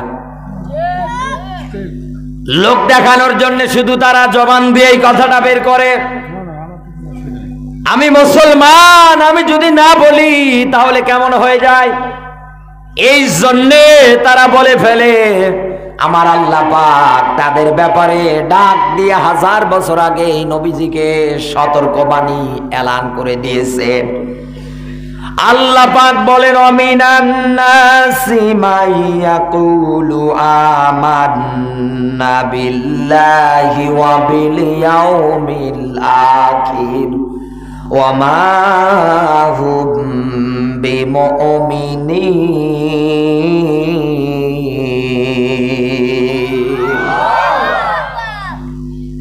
সূরা বাকারা 2 নাম্বার সূরা, 1 নাম্বার পারা, 2 নাম্বার রুকুর 1 নাম্বার লাইনের 8 নাম্বার আয়াত। খুবই পরিচিত একটা আয়াত আমাদের। আল্লাহ পাক বলেন, হে নবী, এই দুনিয়ার ময়দানে যারা মুনাফিক, ওরা এসে আপনার কাছে কিন্তু বলবে যে আমরা ঈমান আনলাম, মান আমানা বিল্লাহ, আমরাও কিন্তু ঈমানদার, আমরা ঈমান আনলাম, লা ইলাহা ইল্লাল্লাহ মুহাম্মাদুর রাসূলুল্লাহ। হে নবী, হাতে হাত রেখে পর্যন্ত বলবে। একাধারে এরকম করে করে তারা তাদের জবান দিয়ে দিয়ে বলে বলে যাবে, হে নবী আমি আপনাকে বলছি। এটা শুধু তাদের চামড়ার মুখের কথা হবে। হ্যাঁ, ওদের চেহারা, ওদের লেবাস, ওদের গায়ের পোশাক দেখলে তাকাবেন আপনি যেরকম পোশাক গায়ে দিয়েছেন ওই রকমই হয়। কিন্তু হে নবী, এইরকম আবরণ, এইরকম পোশাক পরিচ্ছদ হওয়ার পরেও তারা শুধু তাদের এই জবান দিয়ে বলবে, কিন্তু অন্তরের কথা না। হে নবী, আমি আপনাকে বলছি, ওমা হুম বিমুমিনিন, এরা কিন্তু মুমিন না, এরা কিন্তু মুমিন না। তাহলে এরা হচ্ছে কাফের, এরা হচ্ছে মুনাফিক। এরাও জবান দিয়ে বলবে যে আল্লাহ আমি তোমাকে ভালোবাসি। আমার আল্লাহ পাক তাদেরকে মুমিন ঈমানদার হিসাবে গ্রহণ করে নেয়নি, ভালোবাসবে কেমন করে বলেন তো আমাকে? এই জন্য আমি আপনাকে বলতে চাই, এই দুনিয়ার ময়দানে মিলিয়ে দেখেন যতগুলো দল আছে, এই দলের একনিষ্ঠ কর্মী যারা যারা বলে আল্লাহ আমি তোমাকে ভালোবাসি, আল্লাহ তাদের কথার জবাবে বলে ফেলেন যে হ্যাঁ আমিও তোমাদেরকে ভালোবাসি। এই দলের কর্মীদের ক্ষেত্রে বিনা কারণে, বিনা অপরাধে আজ কত মানুষ জেলে। ইশারা ইঙ্গিতে বুঝে নেন। 2 নম্বরে আল্লাহর কোরআনের আয়াত অনুযায়ী ব্যাখ্যা। এই দুনিয়ার ময়দানে 2 নম্বরে এই দলের কর্মী যারা হবে, এই দলের ভিতরে নিয়ম নীতি পাওয়া যাবে। এই জমিনের ময়দানে তারা কাফের আর বেঈমান, এই 2 শ্রেণীর মানুষদের উপরে কোরআনের ভাষা অনুযায়ী ইউজাহিদুনা ফি সাবিলিল্লাহ, জিহাদ করবে, লড়াই করবে, ওদের সঙ্গে কোনোদিন আপোষ করবে না। কারণ ওরা ঈমান আনবে না, ঈমান আনবে না, ওরা হেদায়েত পাচ্ছে না, পাবেও না, গোমরা অবস্থায় ওরা মারা যাবে। ওরা ইসলামী নিয়ম নীতির পথে থাকছে না, থাকবেও না।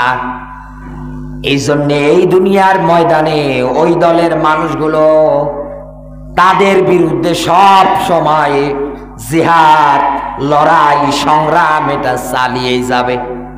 কোন দিন তাদের সঙ্গে কোনো দিক দিয়ে আপোষ কোনো কিছু করবে না। বাংলাদেশের সঙ্গে এখন প্রেক্ষাপট অনুযায়ী মিলিয়ে দেখেন তো, এই দেশের মধ্যে সবাই করতে পারলেও কাফের বেঈমানদের সঙ্গে আজও একদল টুপিওয়ালারা জীবন দিতে রাজি, তবুও আপোষ করতে রাজি না। মেরে ফেলে, যে অবস্থায় মারেন না কেন মেরে ফেলেন, কিন্তু আমি এরপরেও কোরআনের আয়াত আমি জানি, কোরআনের আয়াত আমি পড়েছি, কোরআনের আয়াত আমি বুঝেছি। আমি যদি এটার প্রতি আমল করতে না পারি, এটার প্রতি যদি অটুট থাকতে না পারি, কারণ আল্লাহর আয়াতের ব্যাখ্যা অনুযায়ী আপনাদের বিরুদ্ধে লড়াই করা, সংগ্রাম করা ফরজ। এটা জবান দিয়ে পড়ার পরেও যদি আমার জীবনে আমি এটার উপরে টিকে থাকতে, অবিচল থাকতে না পারি, কিয়ামতের ময়দানে আল্লাহ পাক আমার এই জিহ্বা আগুনের কেসি দিয়ে কাটবে। কারণ আমি নিজে বলার পরে আমি নিজের উপরে আমল করতে পারিনি, টিকে থাকতে পারিনি, আল্লাহ পাক আমাকে জাহান্নামে দেবে। হাজার হাজার মানুষের সামনে আল্লাহ পাক আমাকে অপমানিত করবে, লাঞ্ছিত করবে। এর চাইতে মরা তো একদিন লাগবেই, কোনো আপোষ নেই। আমি আমার জীবন উৎসর্গ করে দিলাম, বিলিয়ে দিলাম।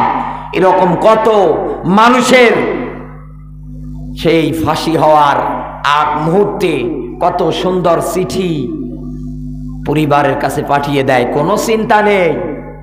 আমাদের আদি পিতা, আমাদের আদিমাতা হযরতে আদম আর হাওয়া একটা মাত্র ভুলের কারণে, আমরা আয়াত পড়ি না, কুলনা হাবিতু মিনহা জামিয়া, দুইটাই বহুবচন শব্দ, সবাই বের হয়ে যাও। সবাই বলতে তখন তো জান্নাতের ভিতরে মাত্র ছিলেন তিনজন। কয়জন? আদম, হাওয়া আর শয়তান। তো আল্লাহ এখানে বহুবচন দিয়ে কেন বললেন সবাই বের হয়ে যাও? তার মানে আল্লাহ পাক ভালো করে জানতেন এই আদম আর এই হাওয়ার মধ্য থেকে, পৃষ্ঠদেশ থেকে হাজার হাজার সন্তান দুনিয়ায় আসবে। সবাইকে আল্লাহ নামিয়ে দিলেন, বের করে দিলেন। দুইজন দুই দিকে হাউমাউ করে কাঁদছে আর ডাক দিয়ে বলছে, আল্লাহ অপরাধ করে ফেলেছি। এইবার আমার আল্লাহ পাক ডাক দিয়ে বলছে, ফাইম্মা ইয়াতিয়ান্নাকুম মিন্নি ফামান তাবিয়া হুদায়া ফালা খাউফুন আলাইহিম ওয়ালা হুম ইয়াহজানুন। আমার হুদা যখন পেয়ে যাবা, হুদা বলতে আসমানি, এরকম কিয়ামতের আগ পর্যন্ত এরকম হুদা আমি নবী রাসূলদের উপরে নাজিল প্রেরণ করতেই থাকব, তোমার উপরেও যাবে। তুমি যখন এটার পেয়ে যাবা, ফামান তাবিয়া তাবাইন, অনুসরণ শুরু করে দাও, ফালা খাউফুন, ভয় থাকবে না, ওয়ালা হুম ইয়াহজানুন, কোনো চিন্তা থাকবে না যে জান্নাত থেকে বের করে দিয়েছি আবার ওই জান্নাতে একত্রিত করে দেব। সুবহানাল্লাহ। পরিবারের কাছে এই রকম করে চিঠি লিখে দেয়, এ দুনিয়ায় যদি আর দেখা নাও হয়, কিয়ামতের দিন ইনশাআল্লাহ জান্নাতে দেখা হবে। কারণ লোকটা জানে সে কোনো অপরাধ করেনি, বিনা কারণে তার ফাঁসি হচ্ছে। আমার বন্ধুরা, 2 নাম্বার কোয়ালিটি এটা। 3 নাম্বার, এই দুনিয়ার ময়দানে তারা ভালো করে জানে আমার এই হাত দিয়ে যেন কোনো মুসলমান ভাইয়ের ক্ষতি না হয়। এক কথা, এই দুনিয়ার ময়দানে মুসলমান যারা আছে তাদের সঙ্গে ভালো আচরণ করবে, ভালো ব্যবহার করবে। এরপর পরে এই দুনিয়ার ময়দানে কাফের বেঈমান যারা আছে তাদের প্রতি কঠোর হবে। কঠোর বলতে তাদের যত অনুষ্ঠান আছে, যত নিয়ম নীতি আছে, যত বিধানমালা আছে, একজন মুসলমান হওয়ার পর পরে ইসলাম যেগুলো সাপোর্ট করে না, কাফেরদের তৈরি করা যত নিয়ম নীতি আছে, মুনাফিকদের তৈরি করা যত নিয়ম নীতি আছে, ইহুদি খ্রিস্টানদের যত নিয়ম নীতি আছে, কোনোদিন তারা এগুলো সাপোর্ট করতে পারে না। তাদের এই অনুষ্ঠান, তাদের এই নিয়ম নীতির প্রতি তারা কঠোর হয়ে যাবে। কোনদিন তারা ওই জায়গায় যাবে না যেটা ইসলামে নেই, হাদিসে নেই, কোরআনে নেই। সর্বশেষ এই দুনিয়ার ময়দানে তারা জানে ভালোর পথে টিকে থাকতে গেলে বাধা বিপত্তি হতে পারে, আসতে পারে। বাধা বিপত্তি একটার পর একটা হতে পারে। এই জন্যে এই দুনিয়ার ময়দানে এই বাধা বিপত্তি হবে, কোনোদিন ভয় করা যাবে না, পিছু হটেও আসা যাবে না। মানুষ আমাদের নিয়ে রাস্তার মোড়ে মোড়ে বিভিন্ন জায়গায় সমালোচনার মঞ্চ তৈরি করে বিভিন্ন কথাবার্তা বলতে পারবে। সেটাই বলুক না কেন, আমাদের একজন মালিক আছেন, তিনি অবশ্যই অবশ্যই একদিন না একদিন সত্য বিধান এই জমিনে প্রতিষ্ঠিত করবে। পয়গম্বর মুসা যখন দিনের দাওয়াত দিতে শুরু করে দিলেন, ফিরাউন একাধারে নবী মুসার বিরুদ্ধে হাজারো কথাবার্তা বলতে আরম্ভ করে দিলেন মানুষদেরকে দিনের পথ থেকে সরে আনার জন্যে। এমন একটা পর্যায় বলে পর্যন্ত ফেলেছিলেন যে ফেরাউন এ কথাটা বলে পর্যন্ত ফেলেছিলেন, হামানটা ওই সময়ের বড় বড় কাফের বেঈমান যারা আছে, হযরতে মুসা আলাইহিস সালাতু ওয়াস সালাম হিজরা। অবশেষে ইতিহাস যারা জানেন, আমার আল্লাহ পাক ওই জনসমুদ্রের মাঝে ওটা প্রমাণ করে দিয়েছে। এরকম হাজারো সমালোচনার জবাব দিতে পারে কে? আরো জোরে বলেন। যাকে নিয়ে ট্রোল করেন, যেই দলকে নিয়ে ট্রোল করেন, যাদেরকে নিয়ে এই দুনিয়ার ময়দানে আপনার সমালোচনা হয়, উল্টা পাল্টা কথাবার্তা হয়, এই দুনিয়ার ময়দানে আগে তাদের সঙ্গে মিশে দেখেন, কিছুদিন চলে দেখেন, এরপরেও যদি আপনার কাছে পছন্দ না হয়, যদি ভালো না লাগে, তাহলে আপনি এ দলটা করার আপনার দরকার নেই। তার মানে এ দল আপনার করার দরকার নেই যদি আপনার কাছে ভালো না লাগে। আপনি তো বিবেকবান একজন মানুষ, কারণ আল্লাহ আপনাকে বোঝার মতো জ্ঞান দিয়েছে। দুনিয়ায় এমন দল করেন, এমন নেতা মানের, এমন কিছু দুনিয়ায় তৈরি করে রেখে যান যাতে করে আপনি কিয়ামতের ময়দানে বিপদ থেকে, মুসিবতের হাত থেকে আপনি বাঁচতে পারেন। কিন্তু এই দুনিয়ার ময়দানে আমাদের এরকম কোন চিন্তা টেন্ডেন্সি নেই। এখনকার জামান অনুযায়ী দলগুলো হয়ে গেছে এরকম, টাকা পয়সা, বিরানি, নেশা, সব কিছু একাধারে যারা দিতে পারে তাদের কর্মীর সংখ্যাও বেশি। যেই দলে আল্লাহর বিধান, নিয়ম নীতি, নীতিমালা প্রতিষ্ঠিত করতে চায়, ওই দলে এখন মায়ের জুলুম, নির্যাতন, কারাগারও বেশি। কারণ কাফের বেঈমান মুনাফিক যারা আছে, ওরা এই দুনিয়ার ময়দানে ইসলামের বিজয় কোনোদিনও চাইবে না। এই জন্য চাঁপাইনবাবগঞ্জবাসী এতগুলো কথার মূল মেসেজ একটাই, মুনাফিক বলেন, কাফের বলেন, মুরতাদ বলেন, যত মানুষ ইসলামের বিরুদ্ধাচারণ করে চলে, এদের বিরুদ্ধে আমাদের সোচ্চার হয়ে কোরআনের আয়াত অনুযায়ী এদের বিরুদ্ধে আন্দোলন করা ফরজ। এই ফরজ কাজটা এই জমিনের ময়দানে যদি চালিয়ে যেতে পারেন, আল্লাহ পাক বলেন তুনজিকুম মিন আযাবিন আলীম।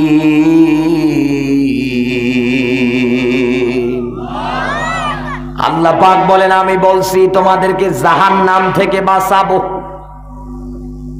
ওয়াকিনা আযাবান নার, দোয়া করেছিলেন আমার কাছে যে আল্লাহ জাহান্নাম থেকে বাঁচাও। এই দুনিয়ার ময়দানে আমার এই দিন প্রতিষ্ঠার ফরজ কাজ যদি করতে পারো, যদি লেগে থাকতে পারো, এই জমিনে দিন কায়েম যদি নাও হয়, তুমি যদি এইটার প্রতি লেগে থাকতে পারো, টিকে থাকতে পারো, যদি মারাও যাও, আমি আল্লাহ তোমাকে বেতন দেব, তার নাম বিআন্না লাহুল জান্নাত। আমি তোমাকে জান্নাত দেব যেহেতু তুমি এটার প্রতি লেগেছিলে। এতেও যদি তোমার বিশ্বাস না হয়, এতেও যদি তোমার ভরসা না হয়, এই জন্য আর একটা আয়াত দিয়ে আমি তোমাকে বলছি, আমি তোমাকে জাহান্নামের আগুন থেকে বাঁচাবো। আমার বন্ধুরা, এই দুনিয়ার ময়দানে জাহান্নাম থেকে আপনাকে আল্লাহ এমনে এমনে বাঁচাবে না। এমনে এমনে আপনি জাহান্নাম থেকে বাঁচতে পারবেন এই দোয়া করে, এই আশা করে মনে মনে বসে থাকেন না। জাহান্নাম থেকে যদি বাঁচতেই চান, অবশ্যই অবশ্যই একটা আমল, সে আমলের নাম হচ্ছে আনাকিমুদ্দিন।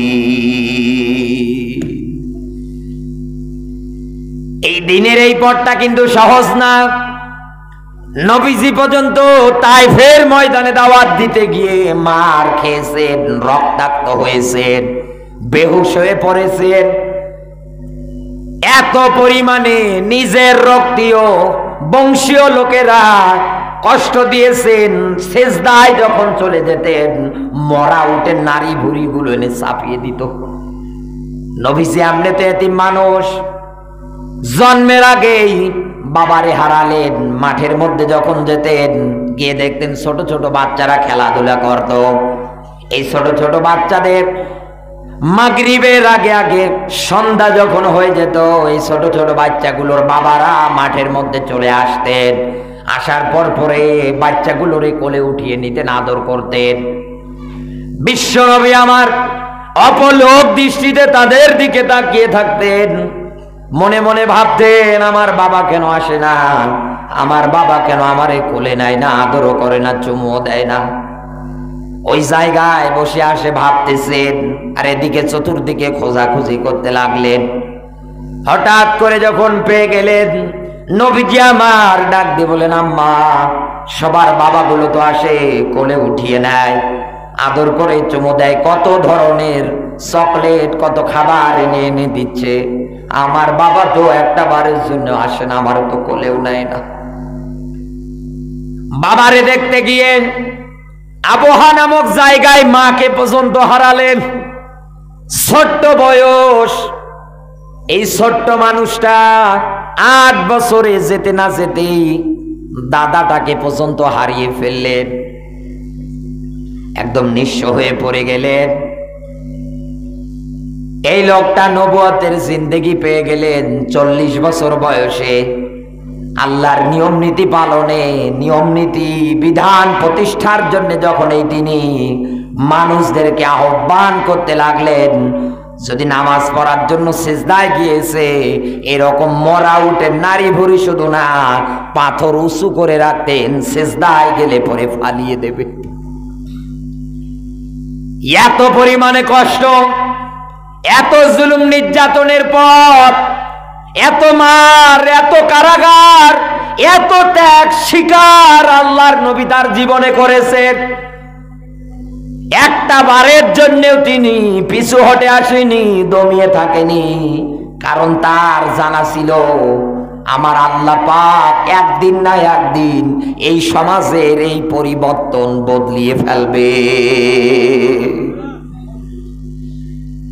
আমরাও দোয়া করি আল্লাহর কাছে, আল্লাহ যেন বদলিয়ে ফেলে। বলেন আমিন, আরো জোরে বলেন আমিন। যারা এই দুনিয়ার ময়দানে আজ আল্লাহর এই আয়াতগুলো মানেন না, আল্লাহর এই বিধান প্রতিষ্ঠা করা বাদ দিয়েছেন, মাইনাস করে দিয়েছেন, আমি তাদেরকে বলতে চাই, যায় নামাজের পাটিতে যতই মাথা রেখে কান্নাকাটি করেন না কেন, যতই সেজদা দিয়ে পড়ে থাকেন না কেন, এই 4 পয়সার মূল্য হবে না এই জমিনের ময়দানে ইসলামী আন্দোলনের পক্ষে যদি আপনি কাজ না করেন। কারণ আল্লাহর স্পষ্ট ব্যাখ্যা, তোমাদের মধ্যে একটা দল থাকা চাই। তোমাদের মধ্যে একটা দল থাকবে, যেই দলটা মানুষদেরকে সত্যের দিকে ডাকবে। সত্যের উপদেশ দেবে মানুষদেরকে। এরপর পরে এই জমিনের ময়দানে এই দলটার কর্মসূচি হবে, অসৎ কাজ যত জায়গায় হবে মানুষদেরকে ওই সব জায়গায় যেতে দেবে না, বাধা দিয়ে দেবে।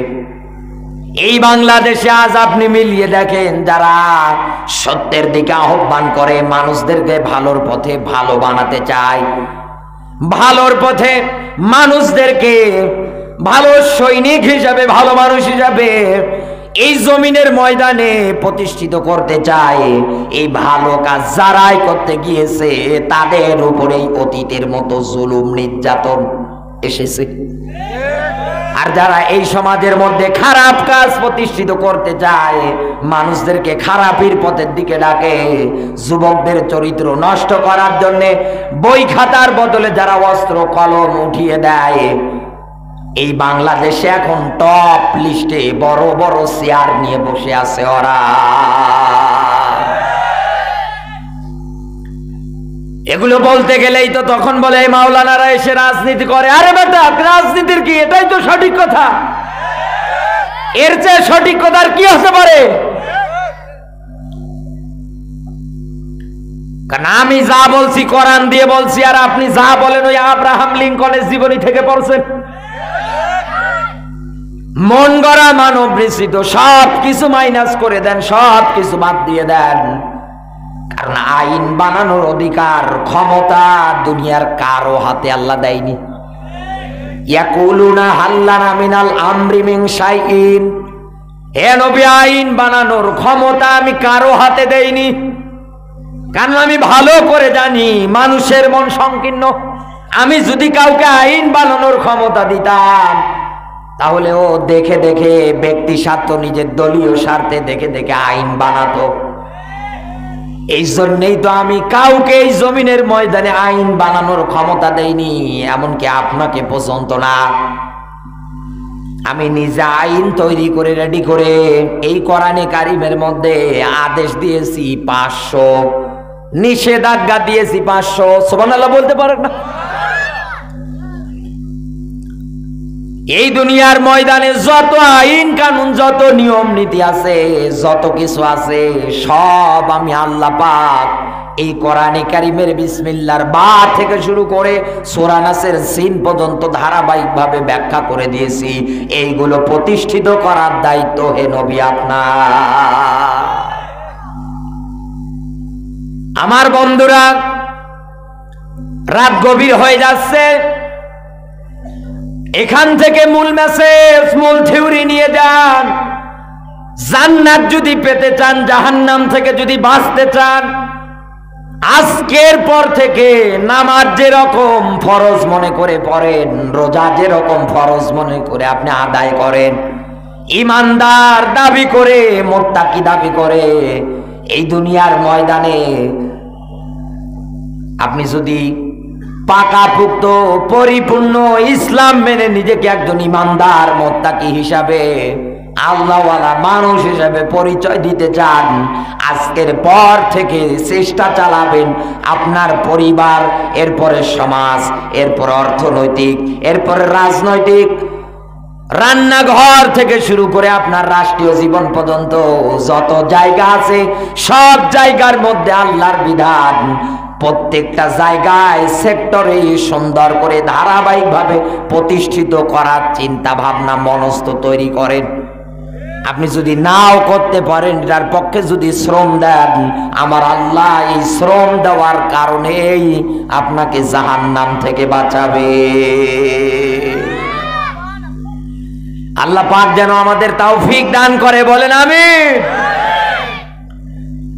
নবীজির প্রতি দরুদ, মানবতার মুক্তির মডেল, মানবতার মহান আদর্শ, মানবতার শিক্ষক নবীকুর শিরোমণি মুহাম্মাদুর রাসূলুল্লাহ সাল্লাল্লাহু আলাইহি ওয়াসাল্লাম।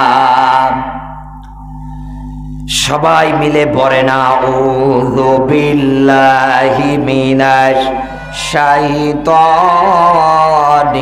রাজিম।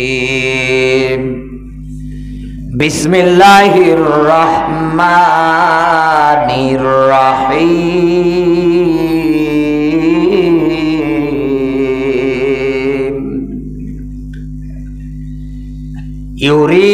ইউরিদুনা লিইউতফিউ নূরাল্লাহি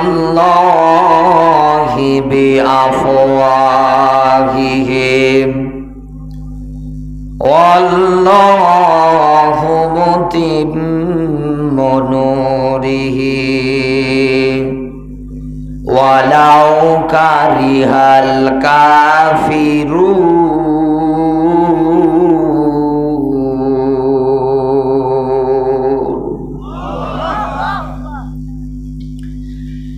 এতক্ষণ যাবত আমি আপনাকে যে দুই প্রকার মানুষের বিষয়ে সতর্ক করলাম, এই দুই প্রকার মানুষের ষড়যন্ত্র চক্রান্ত আরো কত ভয়ঙ্কর হতে পারে, আরো কত গভীর হতে পারে, কি ষড়যন্ত্র তারা চালাতে পারে, এইবার মূল ব্যাখ্যায় যাচ্ছি। কেন আল্লাহ বলেছেন এদের ব্যাপারে যে এদের বিরুদ্ধে লড়াই হবে, সংগ্রাম হবে? আল্লাহ এমনি ব্যাখ্যা দেয়নি, খেলা করার জন্য না। এমনি আল্লাহ বলেনি এদের বিরুদ্ধে লড়াই হবে, সংগ্রাম হবে, এ কথাটা আল্লাহ এমনি বলেনি। এই জায়গায় এবার আসল মূল জিনিস লুকিয়ে আছে। আমি খুব বেশি হলেও 10 মিনিটের মধ্যে ইনশাল্লাহ শুধু মূল কথাগুলো উঠিয়ে ধরার চেষ্টা করব। আমি জোরে কথাও বলতে পারছি না, একেবারে মাথা মনে হয় ঘুরছে, চোখ মুখে আনবাব দেখতে পারছি। কি অবস্থা! আল্লাহ যেন আমাকে সুস্থতা দান করে, বলে না আমি কি ছিলাম আর কি হয়ে গেলাম দেখেন তো। আল্লাহ পাক বলেন ইউরিদুনা লিইউতফিউ নূরাল্লাহি বিআফওয়াহিহিম। এই দুনিয়ার ময়দানে কাফের বেঈমান যারা আছে ওরা চাইবে কি মুখের ফুৎকার দিয়ে ইসলামের আলো, কোরআনের আলো, কোরআনের নূর এইগুলো এই জমিন থেকে বিদায় করে দেবে, নিভিয়ে দেবে। চাঁপাইনবাবগঞ্জবাসী বুঝে শুনে আপনি আমাকে অ্যানসার দেবেন, উত্তর দেবেন, ভালো করে বুঝে উত্তর দেবেন। এই দুনিয়ার ময়দানে কাফের, মুনাফিক, ইসলাম বিদ্বেষী এই দুনিয়ার ময়দানে কোনোদিন কি কোনো গরু, ছাগল, উট, মহিষ, দুম্বা হয়? কারণ ওরা তো কোনো কথাই বলতে পারে না, ওরা তো চতুষ্পদ জন্তু, জানোয়ার। এই দুনিয়ার ময়দানে ইসলামের বিরুদ্ধাচরণ করবে, আল্লাহর নূর, কোরআনের নূর বিদায় করে দিতে চাইবে দুনিয়ায় যারা কাফের, দুনিয়ায় যারা মুনাফিক। এই দুনিয়ার ময়দানে যারা ইসলামী নিয়ম নীতি পছন্দ করে না, এরকম যত লেভেলের, যত ক্যাটাগরির মানুষ আছে তারা কিন্তু সবাই একাধারে এইটাই চাইবে। কেমন করে চাইবে? মুখের ফু দিয়ে। আল্লাহর আয়াতের ব্যাখ্যা, এখানে যারা আলেম মানুষ বসে আছেন এবার তাদের জন্য চিন্তার খোরাক আছে। একটু মাথাটা, ব্রেন বুদ্ধি খাটিয়ে আপনি আমার কথা শোনার পরে জবাবটা দেন। তামাম দুনিয়াতে যত মানুষকে আল্লাহ পাক বানিয়েছেন, আল্লাহর কোরআনে আল্লাহ নিজে ব্যাখ্যা দিয়েছেন, খলিকল ইনসানা যায়ফা, আমি মানুষ বানিয়েছি একেবারে দুর্বল করে, মানুষ বানিয়েছি দুর্বল করে। এই দুনিয়ার ময়দানে শয়তানের চক্রান্ত, শয়তানের ষড়যন্ত্র, শয়তানের কৌশল, এটার ক্ষেত্রে আল্লাহ এক আলিফ টান দিয়ে বলেছে দুর্বল। মানুষ যে দুর্বল তার বাস্তব আমি। 3-4 দিন আগে কত সুন্দর আমার শরীরে শক্তি ছিল, জোরে জোরে কথা বলতে পারতাম, আর এখন এই জায়গায় বসে আছি এই পা মা সহকারে, কি ব্যথাটাই না করছে, কি কষ্টটাই না হচ্ছে, শুধু মনটা চাচ্ছে কখন এই জায়গা থেকে উঠে যাব। বিশ্বাস করেন বন্ধু আমার, এই দুনিয়ার ময়দানে মানুষদেরকে আল্লাহ একেবারেই কিন্তু বানিয়েছে দুর্বল করে। মানুষ দুর্বল এ ব্যাখ্যা আপনার নিজের শরীরে দেয় যখন আপনি অসুস্থ হয়ে পড়ে যাবেন। এরপর পরে অনেকেই হয়তো বলবেন যে হুজুর শয়তানকে তো আমরা দেখি না, শয়তান আবার কেমন হয়, ওরা আবার চক্রান্ত কেমন হয়? এটা বিশ্বাস করার জন্য আল্লাহ পাক ইমানদারদের ইমানটা মজবুত করার জন্যে যে শয়তানের চক্রান্ত আসলেই যে দুর্বল, এই জন্য কোরআনে কারিমে আল্লাহ একটা সূরা দিয়েছে, নাম তার আনকাবুত। এই আনকাবুত মানে মাকড়সা। এই মাকড়সা দেখবেন ঘরের কর্নারে বিভিন্ন গাছ গাছালিতে সুন্দর করে জাল তৈরি করে, ঘর তৈরি করে, বাসা তৈরি করে, জাল বুনে ফেলে। এই জালটা কি, তার এই বাসাটা কি খুবই শক্তিশালী। জোরে যদি কেউ দৌড় দেয়, যদি কেউ এইভাবে হাত দিয়েও টাচ করে, সঙ্গে সঙ্গে তার এই তৈরিকৃত কষ্টের এই বাসা নিমিষেই ভেঙে চুরমার নিস্তেজ হয়ে যায়, খুঁজেও পাওয়া যায় না।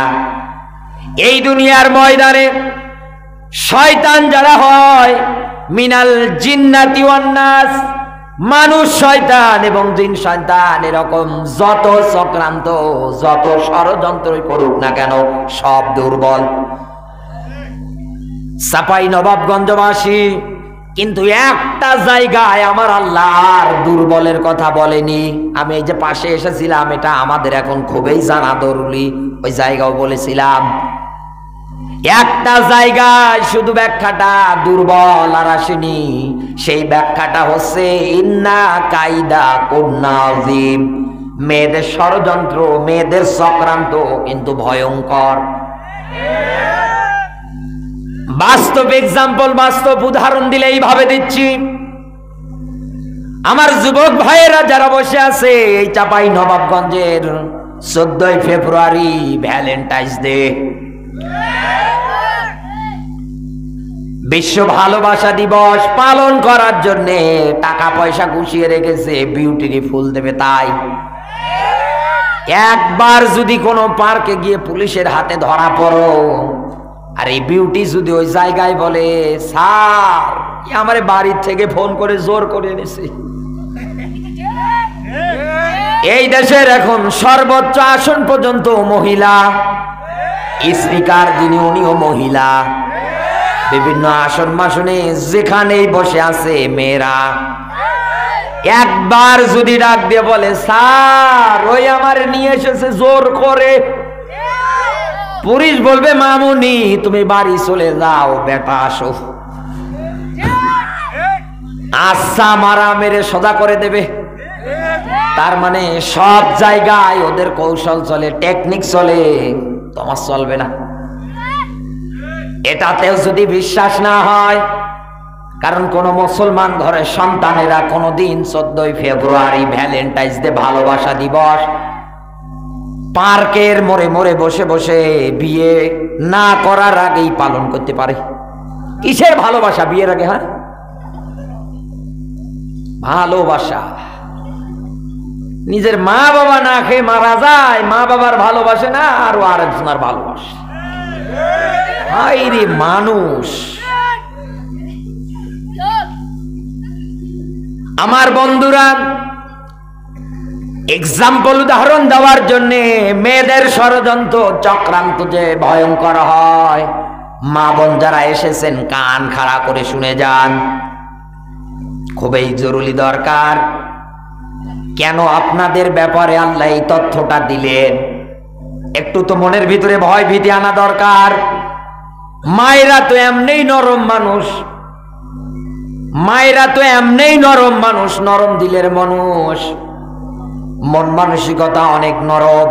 তাদের ব্যাপারে এরকম কঠিন শব্দ, মায়েরা যদি এইটাই চিন্তা ভাবনা করতো যে আমরা কি এমন অপরাধ করি, কি এমন কাজ করি, যার কারণে কোরআনে আল্লাহ আযীম শব্দ দিয়ে ভয়ঙ্কর তথ্য দিয়েছে, এই একটা শব্দ মায়েদের হেদায়েত করতে যথেষ্ট হয়ে যেত। কিন্তু এই দেশের মায়েরা কোনদিন নিজেও কোরআন পড়ে না, সন্তানকেও পড়ায় না। বিয়ে যেটা করে ও আর নজাবজাদা সলিমুদ্দি, সপ্তাহে 3 দিন করে ক্লিন শেভ চালিয়ে যাচ্ছে। আমার বন্ধুরা, এই দুনিয়ার ময়দানে 22-23 বছর ধরে একটা সন্তান মা বাবা মানুষ করে, মানুষের বাড়িতে শ্রম দেয়, মা মানুষের বাড়িতে শ্রম দেয়, টাকা পয়সা যতটুকুনে হয় ছেলের হাতে এনে দেয়, ডাক দিয়ে বলে বেটা এই নে, এই টাকা দিয়ে পরীক্ষার ফি দিয়ে দিস। ছেলে ওই টাকা নিয়ে পরীক্ষার ফি দিয়ে দেয়, ভালো রেজাল্ট হয়, অনার্স মাস্টার সব কমপ্লিট হয়ে যাওয়ার পরে ভালো একটা জায়গায় চাকরি পেয়ে যায়। কোন ক্ষেত্রে দেখা যায় মা বাবার সম্মতি অনুযায়ী বিবাহ বন্ধনে আবদ্ধ হয়ে যায়, আবার কেউ কেউ দেখা যায় পছন্দ করে বিয়ে করে ফেলে। এই গরিব মা বাবা সঙ্গে বউটাকে রেখে মনে করেন শহরে চলে গিয়েছে, যেহেতু শহরে থাকে নতুন চাকরি করে, তাই এই মেয়ের মা আর ওর বোন মাঝে মাঝে ফোন দিয়ে ওরে বলে তোর স্বামী যেখানে থাকবে তুইও থাকবে ওই জায়গায়, তুই কোন কারণে এই জায়গায় থাকবি। বাধ্য হয়ে মেয়েটা শেষ পর্যন্ত মুরগিতে একটু ধান খায় বাড়ির উঠানে, এই নিয়ে শাশুড়ির সঙ্গে ঝগড়া তৈরি করে। এমন ঝগড়া তৈরি করে ছেলে বাড়ি আসার পরে সুন্দরী বউয়ের চেহারার দিকে তাকায়, চামড়া ফর্সা, চলে গেলে জিন্দিগি আর এরকম বউ কপালে আসবে না। শেষে বাধ্য হয়ে মা বাবার বিপক্ষে বউয়ের পক্ষ নিয়ে ঝগড়া তৈরি করে। মানুষের বাড়িতে শ্রম দিল, টাকা পয়সা ইনকাম করে এনে এনে দিল, এই টাকা পয়সা দিয়ে দিয়ে পড়াশোনা করে তুমি আজকে এত ভালো একটা চাকরি পেলে, এত সুন্দর বউয়ের দিকে তাকিয়ে মা বাবারে শেষ পর্যন্ত আলাদা করে রেখে দিয়েই বউ নিয়ে চলে যায় শহরে। এর সাইডে কুলাঙ্গার, এর সাইডে মুনাফিক দুনিয়ায় আর একটা হয় না। এখান থেকে আমি আপনাকে এই পয়েন্টটাই বোঝাতে চাইলাম, এই যে ইনি একজন বাবা, আমি আমার একজন বাবারই কিন্তু সন্তান, মায়েরই কিন্তু সন্তান, আমারও একজন বাবা আছে, আমারও একজন মা আছে, এরকম সবারই কিন্তু একটা সন্তান মানুষ করতে দিয়ে মা বাবার যে পরিমাণ কষ্ট হয়, আল্লাহর পরে যাদের স্থান তারাই মা বাবা। কি যে কষ্ট, কান্না করেছিলেন ছোটবেলায়, দুনিয়ায় আসার পরে খাবেন কি? আল্লাহ রিজার্ভ করে রেখে দিয়েছে মায়ের বডির মধ্যে আপনার জন্য, রিজার্ভ গরম খাবার আল্লাহ তো রিজার্ভ করে দিয়েছিলেন। একবার খাওয়ার পরে রাতে ঘুমিয়ে গিয়েছে, আপনার গলা শুকে যেত, ছোট মানুষ আপনি, সঙ্গে সঙ্গে কেঁদে উঠতেন, মা ঘুমাতো না, পাশে থাকতো, আপনার একবার কান্নার আওয়াজে আপনার মায়ের ঘুম ভেঙে যেত। দেখা যায় কিছু কিছু বাচ্চা গভীর রজনীতে মা দুধ খাওয়ানোর পরেও ও বাচ্চা কান্না বন্ধ করে না, মা কোলে করে নিয়ে নাচাচ্ছে, ঘুরাচ্ছে, এত কিছু বলছে, তাও কান্না বন্ধ হয় না। শেষে বাবা, শেষে ভাই, শেষে বোন, সবাই ছোট্ট আদরের এই বাচ্চাটাকে নিয়ে নাড়াচাড়া করে বেড়াচ্ছে যাতে করে কান্না বন্ধ হয়। আর এ বড় হওয়ার পরে সামান্য একটা মেয়ের চক্রান্তের সবলে পড়ে এই রক্তীয় বোনের সঙ্গে, রক্তীয় ভাইয়ের সঙ্গে, রক্তীয় আপন মা বাবার সঙ্গে সম্পর্ক কাট করে দেয় একটা মেয়ের ষড়যন্ত্র, চক্রান্ত। আপন ভাই থেকে যদি ভাইকে আলাদা করে, আপন রক্তীয় বোন থেকে বোনকে যদি আলাদা করে, জন্ম দেওয়া মা বাবা যদি আলাদা করে, তাহলে এই মেয়ে যদি একটা সংসদে চেয়ারে বসে ষড়যন্ত্র করে, এই দেশের 13 বছরে কোরআনের পাখি এমনি কারাগারে ছিল না। হিসাব মিলিয়ে, অঙ্ক মিলিয়ে, বুঝে শুনে অ্যান্সার দেন।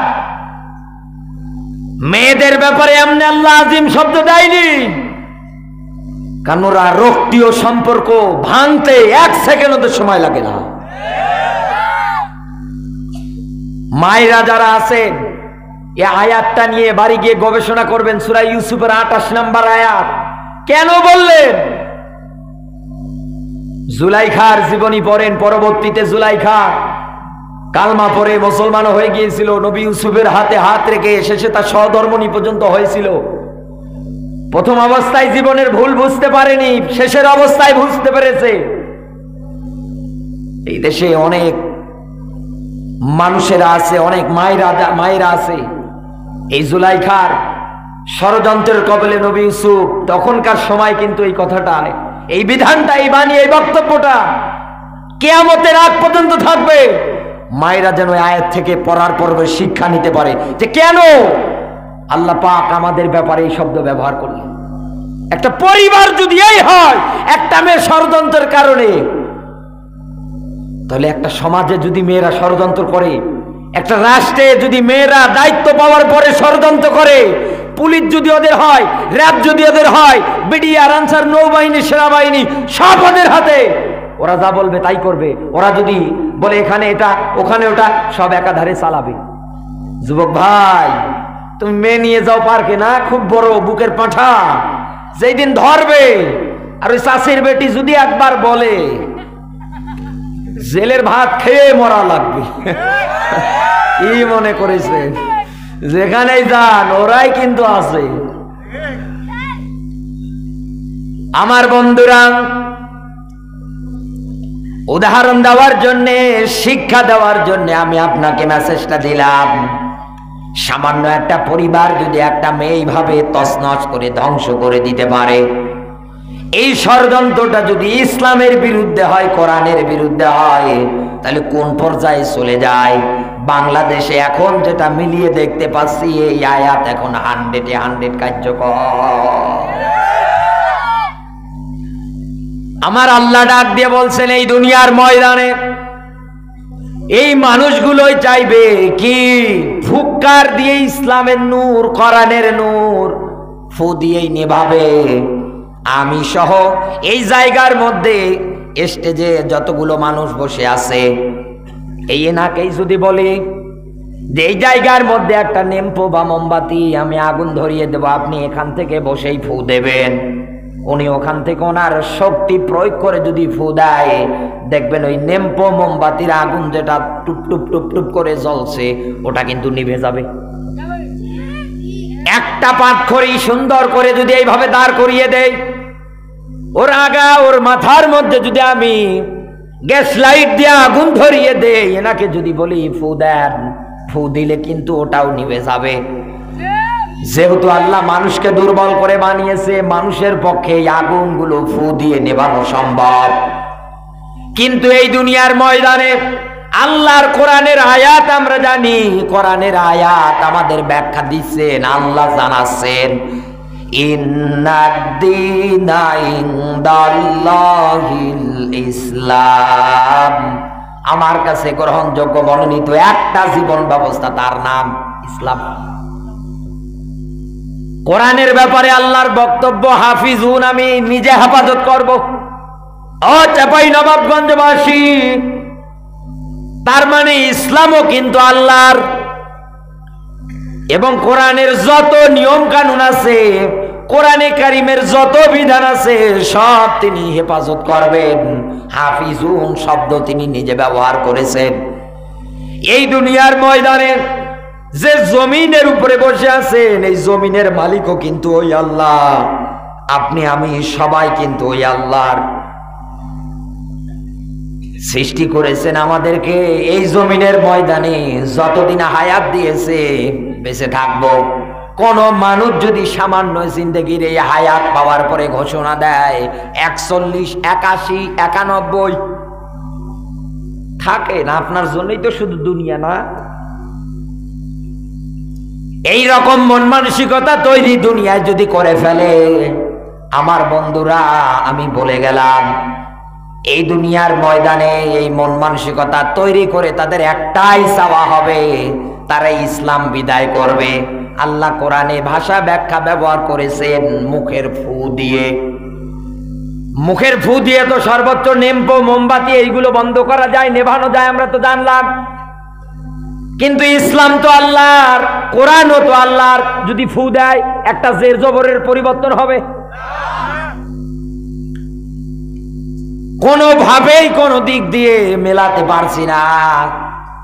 আমার আল্লাহ এই ব্যাপারে ব্যাখ্যা দিয়েছে, এবার আমার আল্লাহ নিজে এই ব্যাপারে আবার অন্য জায়গায় দলিল দিচ্ছেন। আল্লাহ পাক বলেন, ওয়ালিসানা ওয়া শাফাতাইন। এই জায়গার মধ্যে, এই জায়গার এই আয়াতের মূল তথ্য আছে। আল্লাহ পাক বলেন আমি তোমাদের জন্য বানিয়েছি ঠোঁট আর জিহ্বা। বানিয়েছে কে? আপনি বানিয়েছেন? এই হাতটা কার কথা শোনে? এই জবান দিয়ে কথা বলেন, এই কথাগুলো শিখিয়েছে কে? নিঃশ্বাস নিচ্ছেন আপনি, যখন আপনি যেটা ছেড়ে দিচ্ছেন, বের করে দিচ্ছেন আপনার ভিতর থেকে, এটা তো খারাপ, এটা তো দূষিত। আর যখন আপনি নিচ্ছেন, কত সুন্দর অক্সিজেন দিচ্ছে কে? এই দুনিয়ার ময়দানে মাথা থেকে শুরু করে পায়ের আঙ্গুল পর্যন্ত সব কিছু আমার আল্লাহ পাক তার রব নামের ওসিলায় সুন্দর করে আপনাকে দিয়ে দান করে দিয়েছেন। সুম্মা লা তুসালুন্না ইয়াউমাইযিন আনিন নাঈম, এগুলো কিন্তু নিয়ামত। কিয়ামতের ময়দানে এই হাতটা নিয়ামত, এই নিয়ামত সম্পর্কে আল্লাহ জিজ্ঞাসা করবে। প্রত্যেকটা নিয়ামত সম্পর্কে আল্লাহ জিজ্ঞাসা করবে। আচ্ছা, হাত দিয়ে মিথ্যা মামলা রাখো, হাত দিয়ে নিরপরাধ মানুষের গলায় রশি পরিয়ে দাও, এই হাত দিয়ে নিরপরাধ মানুষের নামে উল্টা পাল্টা কাজ করো, এই হাত দিয়ে নিরপরাধ মুসলিম মা বোনদের ইজ্জত হরণ করো। এই হাত নিয়ামত দিয়েছে আল্লাহ। আল্লাহ নিজে বলছেন সুম্মা লা তুসালুন্না ইয়াউমাইযিন আনিন নাঈম, কিয়ামতে আমি জিজ্ঞাসা করব প্রত্যেকটা নিয়ামত সম্পর্কে, তুই জবাব দিবি কিভাবে, ওই হিসাব করে মর। দুনিয়ার মানুষ যদি কোরআন পড়তো, আরে হেদায়েতের জন্য যথেষ্ট, কিন্তু কোরআন তো পড়ে না। আমার বন্ধুরা, এই দুনিয়ার ময়দানে ঠোঁট আর জিহ্বা এই জন্যে আমার আল্লাহ পাক বানিয়েছেন, কারণ এই ঠোঁট এই জিহ্বা দিয়ে অবশ্যই অবশ্যই যেমন ফু দিতে পারবো, এই ঠোঁট আর জিহ্বা দিয়ে নেড়ে নেড়ে কথাগুলো বলতে পারবো। সুবহানাল্লাহ বলতে পারেন না? আপনি যদি ফু বের করতে চান, যদি আপনার এই মুখ থেকে আপনি দূর কোনো বস্তুকে ফু দিয়ে নিভাতে চান, জিহ্বারও ব্যবহার লাগবে, ঠোঁটেরও ব্যবহার লাগবে। যদি কোথাও বলতে চান, অবশ্যই অবশ্যই ঠোঁট জিহ্বা উভয়ের ব্যবহার লাগবে। আর এই জায়গার মধ্যে আমার আল্লাহ এই শব্দ দুটো দিয়ে এইটাই বুঝিয়েছেন। এই দুনিয়ার ময়দানে ফু বলতে কাফের বেঈমান যারা আছে, তারা ঠোঁট আর জিহ্বাটাকে কাজে লাগিয়ে ইসলামের বিরুদ্ধে হাজার হাজার মিথ্যা কথা রচনা করবে, মানুষদেরকে ইসলামের পথ থেকে দূরে নিয়ে যাওয়ার জন্যে বিভিন্ন জায়গায় বোঝাবে ইসলাম এভাবে না, এভাবে করা লাগবে। ইসলামে কোনো রাজনীতি নেই। কত ধরনের কথাবার্তা একাধারে বলবে যে তাফসির মাহফিল, ওয়াজ মাহফিলের আয়োজন করা যাবে না, এসব করে কিসের লাভ, এসব করে কিসের দরকার। ইসলাম থেকে এই রকম করে মানুষদেরকে দূরে নিয়ে যাওয়ার পায়তারা শুরু করবে। এই কাফের বেঈমানেরা নবীজির সময় কিন্তু এইটাই করেছিল।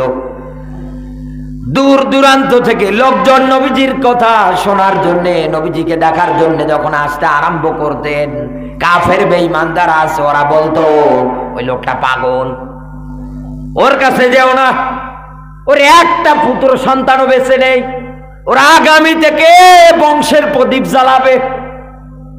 কেউ তো আর বেঁচে রইল না।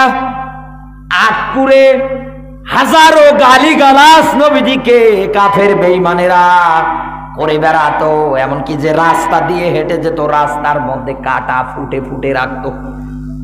হেঁটে যেতেন, পায়ের মধ্যে ফুটে যেত, রক্ত বের হতো। নবীজি একদিন হেঁটে যাচ্ছেন, দেখছেন আজকে পায়ের মধ্যে কোনোভাবেই কাটা লাগছে না, আঘাত লাগছে না।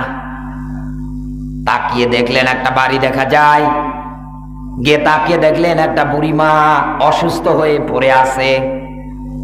মানবতার মুক্তির দিশারি, এই জন্যই তাকে বলা হয় তার ভিতরে কোনো রাগ, ক্ষোভ, হিংসা কোনো কিছু ছিল না।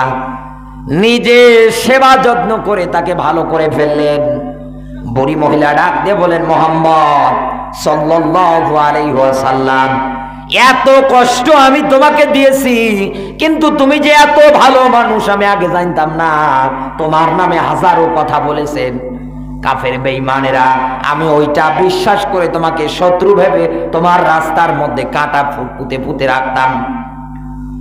তোমার পায়ের মধ্যে ফুটতো আর আমার আনন্দ হতো, কিন্তু তোমার আচরণ, তোমার কথাবার্তা দেখে মনে হচ্ছে আসলেই তুমি একজন ভালো মানুষ, তুমি আল্লাহর নবী, জলদি করে কালমা পড়ে আমার মুসলমান বানিয়ে দাও। কাফের বেঈমানেরা এইভাবে ষড়যন্ত্র ওই সময়ে চালিয়েছে। আজও বিশ্বের ময়দানে মিলিয়ে দেখেন, এখন পর্যন্ত হাজারো মুসলমানের ঘরের সন্তানেরা তারা তাদের জবান দিয়ে হাজারো মিথ্যা কথায় ইসলামের বিরুদ্ধে প্রচার করে যাচ্ছে। যখন দেখছে এভাবে কাজ হচ্ছে না, ইসলাম তার নিজ গতিতে এগিয়ে যাচ্ছে, সময় যেরকম কারোর জন্য অপেক্ষা করে না, ইসলামও তার কারোর জন্য অপেক্ষা করে না, তার নিজ গতিতে সুন্দরভাবে এগিয়ে গিয়ে যাচ্ছে। তখন এবার চিন্তা ভাবনা করে অন্য কোনো পথ অবলম্বন করা লাগবে। এইবার হাতের মধ্যে তুলে নেয় কলম, কারণ কলমটা খুব দামি জিনিস। কলম আল্লাহ বানানোর পরে আল্লাহ ডাক দিয়ে বলেছিলেন, কলম তুমি লিখতে শুরু করে দাও। নুরাল কলামি ওমা ইয়াসতুরুন আয়াতের ব্যাখ্যায় দেখবেন, আমি শুধু আপনাকে শর্ট করে থিওরি বলছি। এই কলম ডাক দিয়ে বলেছিল, আল্লাহ কি লাগবো, সৃষ্টির শুরু থেকে যা হবে সব তুমি লিখতে আরম্ভ করে দাও। আমার বন্ধুরা, কাফের বেঈমান যারা আছে, এই দামি জিনিস এই কলমটা হাতে নেবে। কেন নেবে জানেন? আমি যদি এই নার কোনো জমি জাল দলিল করে নিতে চাই, কি দিয়ে লেখা লাগবে? এনার নামে যদি কোনো মিথ্যা মামলা দিতে চাই, কি দিয়ে দেয়া লাগবে? যেখানেই যান না কেন, যেখানেই যেটা দিয়ে করতে চান না কেন, কলম দামি জিনিস, কলমের ব্যবহার লাগবে। আর কাফেরেরা এইটাই নেবে। আল্লাহর নবীর দিনের দাওয়াত, প্রচারণা, মিথ্যা মিথ্যা কথা বলার পরেও যখন তারা আটকাতে পারছে না, এইবার কলম হাতে নেওয়ার পরে তারা সংসদে বসে চিন্তা ভাবনা করে কি করা যায়, কি করা যায়। এইবার তারা চিন্তা ভাবনা করে করে পথ তৈরি করে ফেললেন। আও ইয়াকতুলুকা, মুহাম্মাদের প্রতি এই কলম দিয়ে রায় হয়ে গেল, লিপিবদ্ধ হয়ে গেল। দারুন নাদওয়া সংসদ, এই জায়গার মধ্যে বিল পাস হয়ে গেল, মুহাম্মদ দিনের দাওয়াত যদি বন্ধ না করো, কলম দিয়ে লেখা হয়ে গিয়েছে, তোমাকে আমরা হত্যা করে ফেলবো। 2 নম্বরে তোমার প্রতি আমাদের কলম দিয়ে লেখা হয়ে গিয়েছে, আউ ইয়াখরিজুকা, জেলখানায় তোমাকে বন্দী করে ফেলবো। 3 নম্বরে কলম দিয়ে লেখা হয়ে গিয়েছে, তোমাকে এই দেশ থেকে তাড়িয়ে দেব। এরকম 3টা আলটিমেটাম যখন নবীজির বিরুদ্ধে ওই সময়ে দারুন নদওয়ার মধ্যে পাশ করেছিল, কাফেররা 3টাই কিন্তু চালিয়েছে। 1, হত্যা করার জন্যে মাঝে মাঝে উঠে পড়ে খাবারের মধ্যে পর্যন্ত বিষ মিশিয়ে চেষ্টা চালিয়েছিলেন। এরপর পরে 2 নম্বরে বিশ্বনবী শিয়াবে আবু তালিবের বিনা কারণে, বিনা অপরাধে 3.5 বছর জেল খেটেছেন। এরপর পরে নিজের জন্মভূমি ত্যাগ করে, নিজের মাতৃভূমি ত্যাগ করে নানা দেশে তাকে হিজরত করা লাগছে। আমাদের কলিজার টুকরা মিজানুর রহমান আজহারি ভাই কোনো অপরাধ নেই, হিজরত করে আজ মালয়েশিয়ায় পড়ে আছে। কি মনে হয় আপনার, নবীজির সঙ্গে কাফেরেরা, বেঈমানেরা যা করেছে, এ বাংলাদেশে আজও আলেমদের সাথে তাই করছে, আর বলে যে আমরা মুসলমান। ঘোড়ার ডিম বলে যে আমরা তো ইমানদার। না বন্ধু, আমি কোরআন পড়ে বলছি, আজও আপনি ইমানদার হতে পারেন না। কারণ আবু জাহেল যা করে আপনিও তাই করেন, আপনি কেমন করে মুসলমান হন? আপনি তো আবু জাহেলের বংশীয় রক্তীয় ভাই মনে হচ্ছেন, নতুবা বোন। এক কথা বলেন না। আমি জানি আমার কথা বিভিন্ন ময়দানে আমি ডাইরেক্ট বলে ফেলি, বললে অনেকের রাগ হয়, অনেকে জ্বালা পড়া শুরু হয়। আরে ভাই, যে যা মনে করুক না কেন, কোরআনের কথা বলতে গেলে স্পষ্টভাবে সঠিক আকারে বলা লাগবে। কোনো কাটছাট কোনো ঘুরপি চলবে না, কে খুশি কে বাঁচার দেখার টাইম নেই। এই দুনিয়ার ময়দানে কলম হাতে নেওয়ার পরে হাজার হাজার ইসলামের বিরুদ্ধে নিয়ম কানুন তারা এইভাবে তৈরি করে দেবে। বুকে হাত দিয়ে বলেন তো, কোরআনের শ্রেষ্ঠতম পাখি যাকে বলা হয়, কোরআনের বুলবুলি লোকটা যে 13 বছর একাধারে জেল খাটলো, 50 বছর কোরআনের দাওয়াত দিয়ে, লোকটার নামে যে মিথ্যা মামলা তৈরি করেছিল ধর্ষণকারী, এটা কি সত্য? লিখেছিল কি দিয়ে? কলম দিয়ে। জাকাতের টাকার আত্মসাৎকারী লিখেছিল কি দিয়ে? কলম দিয়ে। মিথ্যা মিথ্যা হাজার হাজার মামলা তৈরি করে দিয়েছিল, সব কলম দিয়ে। কারণ ওরা ভালো করে বুঝেছে এই আল্লামাকে যদি আমরা আটকাতে পারি, তিনি যেভাবে কোরআন হাদিসের তাফসির করে, প্রত্যেকটা জেলায় যত মানুষ তার ডাকে সাড়া দিয়ে আসে, আস্তে আস্তে করে সারা বিশ্বের মানুষদের কাছে কোরআনের দাওয়াত যখন এই পাখি পৌঁছিয়ে দেবে, সারা বিশ্বের মানুষেরা কোরআনের সঠিক তাফসীরুল কোরআন বিল কোরআনটা বুঝতে পারবে। আগামীতে আমরা যে 2 নাম্বার পায়ে জুতো খুলবে আর মারবে। এই জন্যই তো ওরা সুন্দর করে আইন পাশ করে হটাও মিজানুর রহমান আজহারি, আজও কত আলেম জেলে। শকে হয় না, শকে আবদ্ধ করে না, চিন্তা করে দেখবে। আমার বন্ধুরা, আর একটা পয়েন্ট বলছি বলেই আমি এবার আপনাকে মোনাজাতের দিকে নিয়ে যাচ্ছি। আর একটা পয়েন্ট হচ্ছে, এই যে মোবাইলটার দিকে আমার তাকান, এই মোবাইলটাই হচ্ছে এখন মেইন জিনিস। এই মিডিয়াগুলো, এই ক্যামেরাগুলো, ইসলাম বিদ্বেষী মানুষ যারা আছে এই দুনিয়ার ময়দানে, এই ক্যামেরা দিয়ে রেকর্ড করার পরে কালকেই ফেসবুক ইন্টারনেটে ছেড়ে দেবে। এরকম যত ওয়েবসাইট আছে সব ওয়েবসাইটগুলো নিয়ন্ত্রণ করে ইহুদি খ্রিস্টানেরা, সব ওদের হাতে। উল্টো পাল্টা যদি আপনি কিছু লেখালেখি পোস্ট করেন, আপনার আইডি পর্যন্ত ব্যান করে দেবে, অচল করে দেবে, এমন রেস্ট্রিকশন দেবে জিন্দেগির মতো আর ভালো হবে না। তাহলে এগুলো নিয়ন্ত্রণে ওরা বসে আছে। মোবাইলে আপনি হাজি মানুষ, মোবাইল কেনার পরে সিম কার্ড নেয়ার পরে এমবি মেগাবাইট মোবাইলে নেয়ার পরে ডাটা কানেকশন দিয়ে মন চাচ্ছে আমি একটু কাবা ঘরের দৃশ্য দেখবো, এতদিন থেকে আসলাম, বারবার চোখের সামনে ভাসছে একটু কাবা ঘরের দৃশ্য দেখবো। ডাটা অন করে ইউটিউব বলেন, ফেসবুক বলেন, যেখানেই যান না কেন আগেই দেখবেন পরিমণি দাঁত বের করে আসছে। নতুবা আপনাদের এই চাপাই নবাবগঞ্জের মাহিয়া মাহি নাচতেছে। এই কথা বলেন না কেন? হাজি মানুষ দেখতে চাইলো কি আর সামনে আসে কি? বাধ্য হয়ে নাউজুবিল্লাহ বলে মোবাইলের ডাটা অফ করে বন্ধ করে রেখে দেয়। আমি হাজি মানুষে কি দেখছি, হাজি মানুষজনে ভয় ভীতি অন্তরে তৈরি করে নিয়ে মোবাইলের ডাটাটা না হয় বন্ধ করে দিল।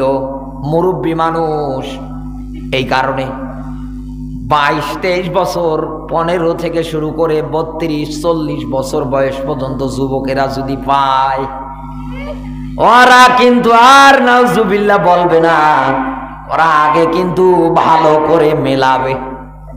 একথা বলেন না কেন?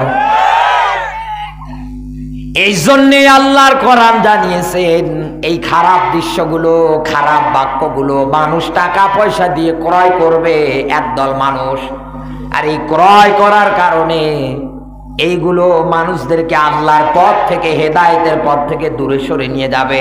কাফেরেরা ভালো করে জানে এগুলো সমাজে যদি প্রতিষ্ঠিত হয়ে যায়, এগুলো সমাজের সবার দ্বারে দ্বারে, সবার ঘরে ঘরে যদি আমরা পৌঁছে দিতে পারি, তাহলে মানুষজন আপনি ইসলামের পথ থেকে দূরে সরে যাবে। এই জন্যই তো ওরা ষড়যন্ত্র করে টিভি তৈরি করেছে, যেটা এখন আপনার বাড়ির নিজের বউয়ের পর্দা নেই, টিভির পর্দা আছে। নিজের মেয়ের কোনো পর্দা নেই, টিভি সুন্দর করে রেখে দেয় বৌমা। আমার বন্ধুরা, রাগ করবেন না, মন খারাপ করবেন না। ইসলাম এইভাবেই কাফের বেঈমানেরা ধ্বংস করার জন্য চিন্তা টেন্ডেন্সি একাধারে চালায় দেয়। আল্লাহ পাক বলেন ওদের সব বক্তব্যের এবার মূল বক্তব্য আমি আল্লাহ পাক নিজে উপস্থাপন করে বলছি, আল্লাহু মুতিম্মু নূরিহি ওয়ালাউ কারিহাল কাফিরুন।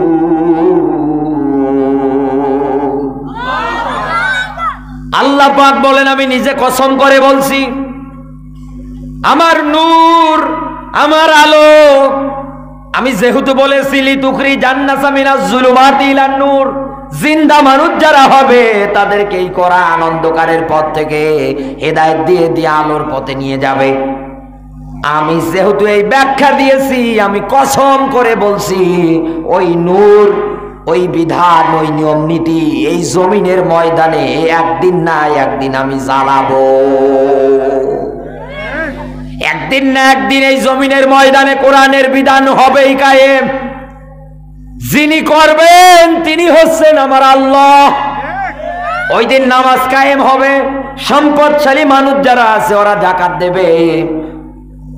ওই দিন সৎ কাজে আদেশ বেড়ে যাবে, আর অসৎ কাজ যেখানে হবে ওই জায়গায় বাধা হবে।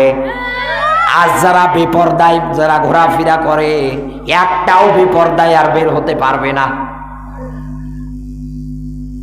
এদেশের যত সিনেমা হল আছে কোরআন হাদিস অনুযায়ী একটাও সাপোর্ট করে না, সব ভেঙে চুরমার করে দেওয়া হবে।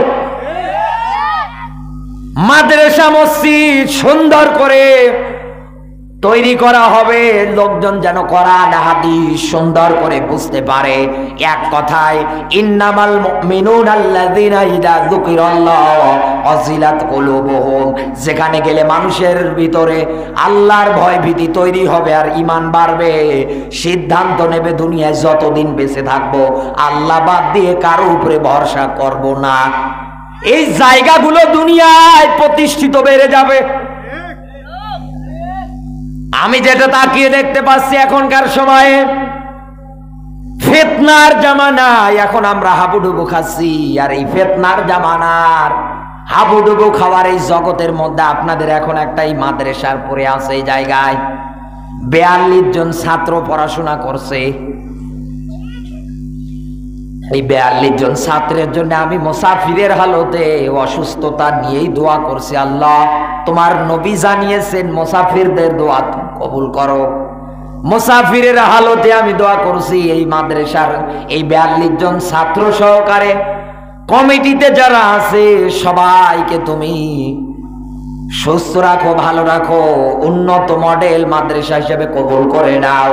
যারা পড়াশোনা করে সবার মেধা শক্তি স্মৃতি শক্তিগুলো তুমি বাড়িয়ে দাও। আমি আপনাদের কাছে একটু শর্ট সময় একটু হাত বাড়াচ্ছি, দিনের কাজ আপনি করে যান। এখন আপনি 100 টাকা দিয়ে, 500 টাকা দিয়ে, 1000 টাকা দিয়ে যে যেভাবে পারেন সহযোগিতা যদি করে, একটা যদি ঈদ কেনা হয় এখান থেকে উঠে বাড়ি যেতে পারবেন এই গ্যারান্টি দিতে পারবেন? আপনি দুনিয়ায় আসার আগেই আপনার মরণের ডেট লিপিবদ্ধ করেছে কে? আরো জোরে বলেন। আল্লাহ ব্যাখ্যা দিয়েছে সুম্মা ইলাইনা তুরজাউন, তুই আমার সামনে যাবি, দাঁড় হবি। আল্লাহর সামনে যেহেতু দাঁড় হবেন, কিছু নিয়ে যা। এই সাদগায়ে জারিয়া, এ মাদ্রাসায় কিছু দিয়ে যান, সাদগায়ে জারিয়া হিসেবে কাজ করবে। যত বাচ্চা কাচ্চা কোরআন পড়বে, হাফেজ হলে কত সুন্দর তাদের মাথায় পাগড়ি পেঁচিয়ে দেওয়া হয়, তাদের বাবাদেরকে স্টেজে নিয়ে এসে টুপি, এরকম পাঞ্জাবি, সুন্দর রুমাল গিফট করা হয়। আল্লাহর নবী বলেন এই হাফেজ আর তার বাবা মা, তার পরিবার যে সহযোগিতা করে, এই মানুষগুলো যদি কোরআনের আমলের প্রতি প্রতিষ্ঠিত থাকতে পারে, মারা যাওয়ার পরে আমি আল্লাহ তাদেরকে নিজ হাতে নূরের টুপি পরাবো। আমরা কি পারবো না পাশে থাকতে? পারবো? অনেকে জবান বন্ধ হয়ে গিয়েছে। তাইফুর রহমান ভাই 2000 টাকা।